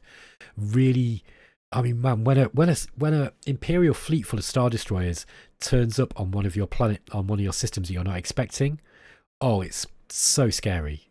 Or Darth Vader suddenly appears, like at the head of a fleet, and he comes and starts doing missions and stealing your people. And it's another game that's got really, really strong victory condition. Capture Darth Vader, and you've got to capture the Emperor, I think, and you've got to hold Coruscant. Or if you're the Imperials, you've got to capture Luke Skywalker, you've got to destroy the Rebel base, and what was the other one as well? I forget what the third condition, but there's a bunch of victory conditions, and it's really, really well made all around those. It's really well designed around those systems. It's not quite as tight as these games, but it's really good. This is up there with Civ, man. It's a great game. Okay, Terra Invicta. I don't like this game very much. It's one of those I feel that I'm going to eventually come back and go, God, I was wrong about that one. But I think that any game when you've got to play for 2 or 3 hours to find the fun is a bad game. So, and I just get bored playing it. Like I'm trying to figure out what I'm doing. I don't really understand the game, to be honest. I'm trying, I'm getting my... You spend like 2 or 3 hours, just trying to maneuver your players into a position where... trying to get different nations on the planet to like you or not like you, or I don't know. It's just a very confusing game that's designed for people who only play that one game. I think, there are people who cover this, by the way, so go and check out Perun. Perun really likes Terra Invicta. And I talked to him, and he said he told me why he liked it, and I was like, I'm trying to see the fun in this game, but I just can't. I'm not. By the way, this is one of these games. Hooded Horse has a lot. By the way, I got not much bad to say about Hooded Horse. They do seem to have a lot of games that are perpetually in early access, though. Like Xenonauts is another one. Xenonauts 2. That's a good game, by the way, but it's been in early access. I mean, that game's been in development since 2008 or something, and like it's still in early access. So is Terra Invicta. I think I bought this like 2-3 years ago, and it's still only version 1.4 or something. Like, I just feel like, is this ever going to be finished? That's what I'm asking. But I don't want to let that influence my decision of the game. I just think it's just too slow for me. And I feel like, with Shadow Empire, I'm having fun right from the start of the game, right? It doesn't feel like I've got to do any busy work in order to have fun. Whereas I don't think the early game in Terra Invicta is very good. I think it's boring. Thea. This was the other game by those Polish pixies at Muha. I bet I feel bad because I'll probably get somebody going, they're not Polish, they're like... like from Ukraine or Latvia or something, and then I'll feel really bad, but no. Anyway, Thea. I like this game. This is good. This is a good game. I think this is way better than the Master of Magic game they made. So Thea is one of the only games that I'll accept. It's one of the only 4X games that I'll accept having crafting in, and it not being really bugging me. Curse you, Dwarf Fortress, and your effect on the games industry. But yeah, I think that Thea is another story-based, sort of sandbox-ish kind of 4X game where it's very much about the exploration, uncovering, elements of the story. It's got a cool combat system, a very neat combat system where it kind of plays out like a card, a series of card game. It's represented by cards anyway. I forget the exact way that it works, but you're going to be gathering resources, bringing your resources back to your base in order to kind of process them into the other stuff that you need in order to keep progressing. And then it's got like a very, very strong Eastern European mythology behind it. It's really good theories. I think this is I don't think it's a super tight games design, but I do think that what is there's some really good ideas in there. Tier 2 I didn't really play. I was put off by the change in the combat system. I didn't like that, and I like the graphics actually in Tier 1 better, believe it or not. So yeah, I don't really know much about this one. Maybe you guys can tell me. Warlock 2 is good. With Renaissance mod, this is like a B tier game, I think. Like a kind of somewhere around here, B tier game. I think it kind of plays like it's a bit like Master of Magic, but with more civilization elements in there. But it's still very much a war focused game, I want to say. It's kind of almost a bit Gladius like, or like Pandora, in the sense that you are building new cities, but they are there mostly to pump out new units, if I remember right. It's got this very complex system of different kind of planes that you jump to, so you can go through these gates and go to other planes, a bit like in Eodor. It's like that too. But I remember it being really fun. I think it's kind of like, it's like an updated version of Master of Magic basically, but it's kind of different. Warlock, some people say that Warlock 1 is better. I had a guy on my channel tell me this the other day. I haven't played Warlock 1, so I can't comment. The most notable thing about this is in the introduction, there's a guy doing a bad Sean Connery accent. So if you want to hear a really great bad Sean Connery accent, then you can go and check out Warlock 2. It's good. It's a good game. Play it with the Renaissance mod. You do need to buy all the DLC for it, unfortunately, but it adds a bunch of stuff. And it also fixes a load of bugs that were in the original game that never got fixed.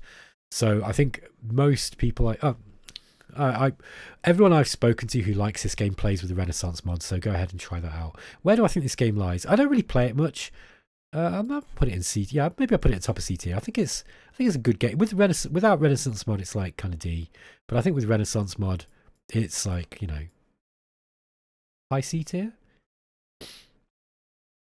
I'm overrating some of these games maybe, but anyway, let's continue. I want to finish soon. Wizards and Warlords. Wizards and Warlords, where are you going? I didn't like this initially, but I do like it now. This is like, I do like it now. I think it's kind of like D. I think it's C tier. I think this game's got promise. One of the problems with this game is that I think it uses Unity library assets, which is a bit of a turn off for me. Like, I know that everybody's got this big hatred boner at the moment for AI art, right? I don't care about that, because at least it's new, right? I know it's regurgitated new, but at least it's original. I've got a much bigger problem with games that just use Unity store assets, and I know why developers do it. It's I understand why you do it. You've got to, because you can't afford artists. I get it. It's just a problem that I've got. If I see the same assets used in Wizards and Warlords and Wizard Warfare, it's the same kind of like Unity tile set, whatever it is, it kind of bugs me. But game mechanics wise, Wizards and Warlords is a sandboxy game that looks like it could be dead good when it's finished. The problem is it's just loose. I'm going to put it in D tier. I think it's not finished yet, and it feels too loose to me. It's got a lot of things I like though. Like it's got some really good depth in it, but I just don't like the graphics, and I don't like the presentation very much in general. And it promises to be complex, but can't quite tell if it's actually good complexity or just busy work sometimes.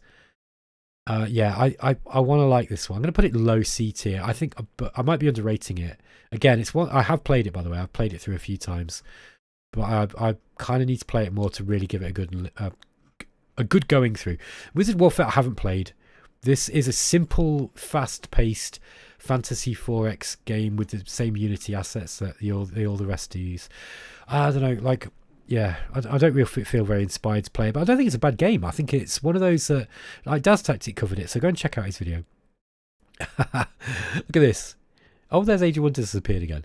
X4 Foundations. Right, this is not really a 4X game, guys, but I'm going to put it in here just to annoy a few people.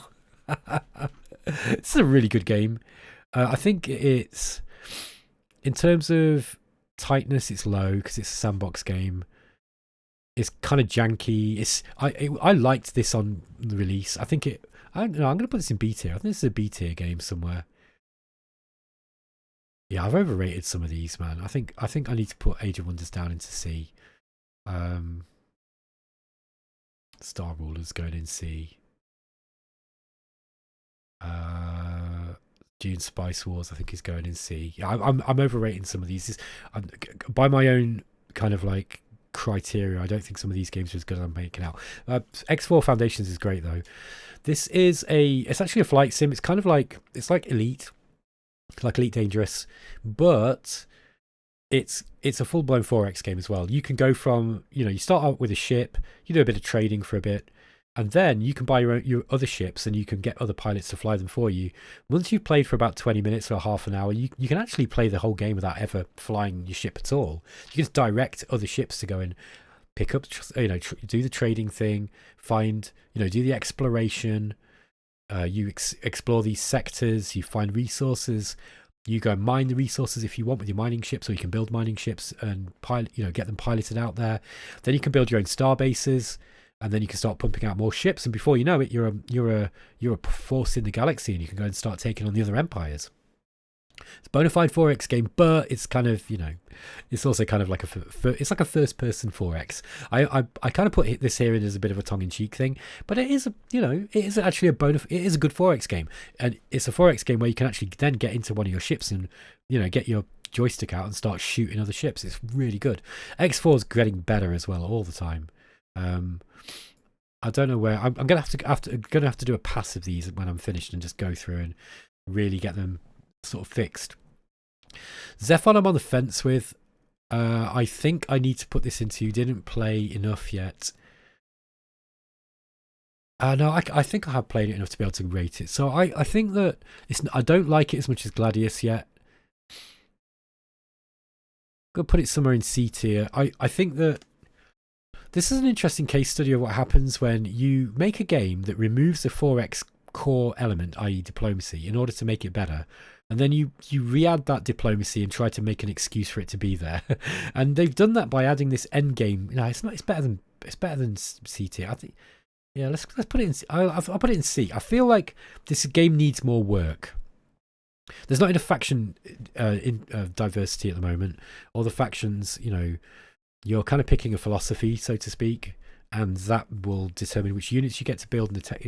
But everyone's got the same tech tree, if I remember right. And yeah, I just feel like it's not as replayable as Gladius. It's got that same superb AI though, and it's very similar to Gladius, except you've got diplomacy in it. And in order for the diplomacy to work, they've had to put this endgame scenario in, where the diplomacy is all like a preamble. All of the game is a preamble towards the endgame scenario, where these two major NPC factions start fighting each other, and you're kind of just caught up along for the ride. And you've got to have major alliances. I want to like it a lot, but I feel like it needs more time. It's like Dune Spice Wars. It's like I like what I see, but it's got some stuff in it that I don't like. I'm just not sure about that diplomacy. Tactical combat's good though. I mean, Proxy Studios are dead good at these games. Yeah, actually, no, this is better than it. It's better than I'm saying, because my only gripe about it is the diplomacy. I think if the Diplo was good, I think that if I was sure that the Diplo wasn't just it was a bit janky, like it's too twitchy. I had a situation where it was funny. I was playing on live stream, and I was complaining. I was like, God, look, this is why I don't like Diplo in this game, because it's a war game. It's a turn-based StarCraft game, right? With some research in there. So why is it that I've been now sat at peace with everybody, and like for 6 turns or something, It's boring. There's not enough. This is not a 4X game enough that you can. Even Age of Wonders has got better, city management than this, like by far. Like Age of Wonders 4 makes this look like a 4X. Sorry, it looks like a 4X compared to this, right? But so there's no business having being in a position where you're at peace with everyone. However, just a few turns later, the game was like, it gave me an event, and it's like, oh, do you want to try to infiltrate some spies into your neighbours? And I was like, yeah, go on then. And then I failed a dice roll or something, and it was like, haha, bad luck. Now you're at war with everyone. So like it kind of like figured out that I wasn't enjoying it, and it just made me at war with everyone. Now I can deal with that kind of thing, but I think a lot of people would be really, really pissed off with that. So I feel like the addition of diplomacy runs against the core design principle of Gladius being a super tight focused turn-based StarCraft tactics game with great combat mechanics. And the way that they've kind of like made up for that is by they put this endgame scenario. And if it wasn't for the endgame scenario, I'd be like, D tier, this sucks. But the endgame scenario makes this game a bit more interesting. I just don't feel that it's quite there yet. Like I don't know I don't think the endgame scenario is that fun. So and because the endgame scenario is not that fun, I think that the justification for the diplomacy in there isn't there. So you can really, I don't know. I like what they've done with the lore actually, and the lore's pretty cool. I like the characters in it. They're quite charismatic. I like the Aussie bird, like, hey mate, what's that? She's like sounds like some hillbilly straight out of South Australia, Southern Territory, Northern Territory, or something like. Oh, g'day, mate.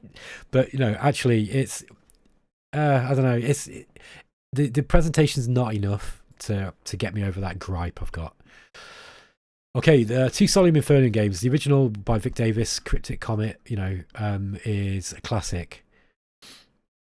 I'm going to put it in A tier. I think it's an A tier game. It's not really a 4X, by the way, but I kind of wanted to include it because it's kind of adjacent. This is very much a game about maneuvering yourself into a position to win the game through canny diplomacy. It's not a map painting game, although you can kind of win through military conquest. But it's very much it's a diplomacy based game. It's really intended for multiplayer. The AI can play the game a little bit. I think that Solium Inferno is a really good game. And I think multiplayer, it's like, it's an A tier game. But it's let down by... What was it I didn't like about it? I think just in terms of it, if you're just playing it purely as a single player game, I think the AI is just not quite good enough at the game to really make it, very good. Same problem with Solium Inferno Remake. The reason why I don't like this one as much is because the art style's garbage. I hate it. It's like Wallace and Gromit in hell. And if you're trying to sell me on the fantasy of being a demon, a demon prince in hell trying to take over hell, yeah, then don't give me a character that looks like that looks like Shaun the Sheep. It just doesn't do it for me. Whoever had that idea was, oh god, you ruined that game, man. I think the mechanical changes that they put in the game were quite good though. Yeah, I don't think it's that bad. I think, but I think it's like, yeah, I'm. This is my bias about the art style coming in now. I think it's C tier, and also I don't think the AI is that great either. The art in the original is great.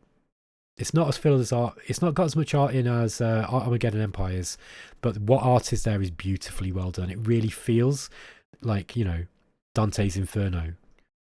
Whereas this feels like, some goofy kids cartoon, people pretending to be in hell. The rest of the presentation is not too bad, but I just can't. They dropped the ball with that, man, and it's a shame because the developer's kind of gone under. So they've got a skeleton crew on it who did one update in a year or something, and I think good on them for continuing to update the game. Just feel that they I don't know. I don't like the art in that at all. It really ruined the game for me. And yeah, that's Age of Wonders 4. Let's just put that one in D tier for fun. So that's it, guys. We have finished. We've come to the end of the list. Thank you so much if you stuck around for the end of this. Let's just quickly go through and just make some fine adjustments. I'm kind of happy with how this is. I think Master of Orion is one of the best games ever made, and I think Emperor of the Fading Sun's actually better. Right, is that right though? I mean, there's these two are tier. These are tied, but this is a goddamn good game. Dominions and Conquest of Illwinter are just like the best. Vic Rikers is a genius games designer. There's no denying it. Nobody makes games quite as good as him at the moment. And you know, the fact that this is so complex and yet so playable and so popular as well. Like, you cannot argue with those sales numbers. It's mind blowing. It's not like, you know, it's not sold like, you know, Age of Wonders 4 has, but for a niche strategy, you know, really hardcore war game 4X, which are both two quite niche genres now, it's done bloody well. Armageddon Empires as well. It's a great game. Sid Meier's Alpha Centaurius is a classic. Yeah, I think Civ. I want to put this in S tier as well. What stops this being S tier? Yeah, I think Civilization 4, like, it has a little bit of it, you know, minor AI issues with the way that you kind of need mods really for it to be able to do naval landings properly, that kind of stuff. And Civ's kind of a bit hackneyed at this point, isn't it? But I don't know, it's kind of an S tier game still, I feel. I'll leave it at the top of A tier. Star Wars Rebellion, yeah, this is all looking good to me. Solim Inferno, I don't think it's as good as those. It's a great game though. Yeah, maybe it is up here. It is a really good game, that is. Silent Shadow, X4, Fallen Enchantress, Thea. Is Thea as good as these? No, I think Thea's Thea's top C tier though. I think it's a good game. I think Zephon's probably needs to be in C tier as well. Yeah, I think so. I think that sounds about right. I think Imperium's Greek Wars. Sorry, Aggressors Ancient Rome. I think that I've overrated that as well. Let's put that down into C, but it's not a bad game at all. Age of Wonders 1, yeah, that's fun. Warlock's really good. That's good. That's good. These are all good games, by the way. These are all good games. Don't be fooled by the, you know, this whole. Don't think that D tier is trash. It's not. These are not trash games. I quite enjoy Terra Invicta, but it's just a bit slow. And Master of Magic's not a bad game. It's just kind of not good AI. Eudor Imperium's fun, but it's broken. Do you know what I mean? Like, I don't really play bad games. I don't think endless games are bad. I just don't enjoy them. But I think these are about right. I think I probably like Galactic Ruler better than these. Yeah, something like this. Distant Worlds is good, man. Distant Worlds Universe is good. It's just I think with the existence of Distant Worlds 2 now, I think Distant Worlds is a harder sell. Yeah, these are all good games. Civ 5 is a decent game. I feel like this one's jumping out at me, but I need to play it more, and Zephon as well. I think these two could be higher up. I feel like I need to play them more, but at least on my initial assessment, that one bugged me because it had some big problems with it. Dune Spice Wars bugged me because it kind of really annoyed me that people were just trying to gatekeep the fact that it had bugs, and that pissed me off. I don't normally care about stuff like that. So yeah, the only games that I didn't play because I don't enjoy them is the Endless series, because I just can't get past that first few hours. And I think Endless Legend's the best one of the lot. Endless Space I never tried. I'm just going to put that Endless Space into didn't play really, because I didn't really play it. But Endless Space 2 I've tried to play, and I don't see the appeal. It's very, very popular. It had the hand of God, you know, come down and anoint it with blessed sails. You know, if you go and look at the Steam reviews, you can see where hey people turned up. But I just don't know if that's quite. I don't know. I have people keep telling me to go back to Endless Space and Endless Legend, and I just don't really enjoy them. Okay, guys, that is going to be it now. Let's just should we rearrange? No, I was going to rearrange it, you know, just to kind of annoy the people who just sort of skim to the end. Shall I do it anyway? I think it'll be too much effort to be a bit of a mean trick. But yeah, so by the way, if you've just scrolled to the end of this video, can you go back and watch it? Because I've got a lot to say on these games, so I hope that you will actually go back and check out what I say about each of these ones. Guys, I'm going to stop now because my voice is hurting. It's a nearly 3.5 hour video as usual. This always happens with tier lists though, because I've got so much to say about these games. And there we go. That is my 4X game tier list. Thanks for watching, and I'll catch you next time. By the way, make sure that you subscribe to my channel, because I found out when I was looking at my analytics the other day that like nearly 60% of you watch my videos and you're not subscribed to my channel. So I really want to get 1,000 subs in a month. That's my new goal. I want to try to get 1,000 subs in a month, and that's a Herculean task for a channel of my size. So can you help me out, please, and give me your sub? If you've not subscribed, I would really appreciate it. And just like and share the video, and then, you know, let me know what you think. Thanks, guys. I'll catch you next time. Take care.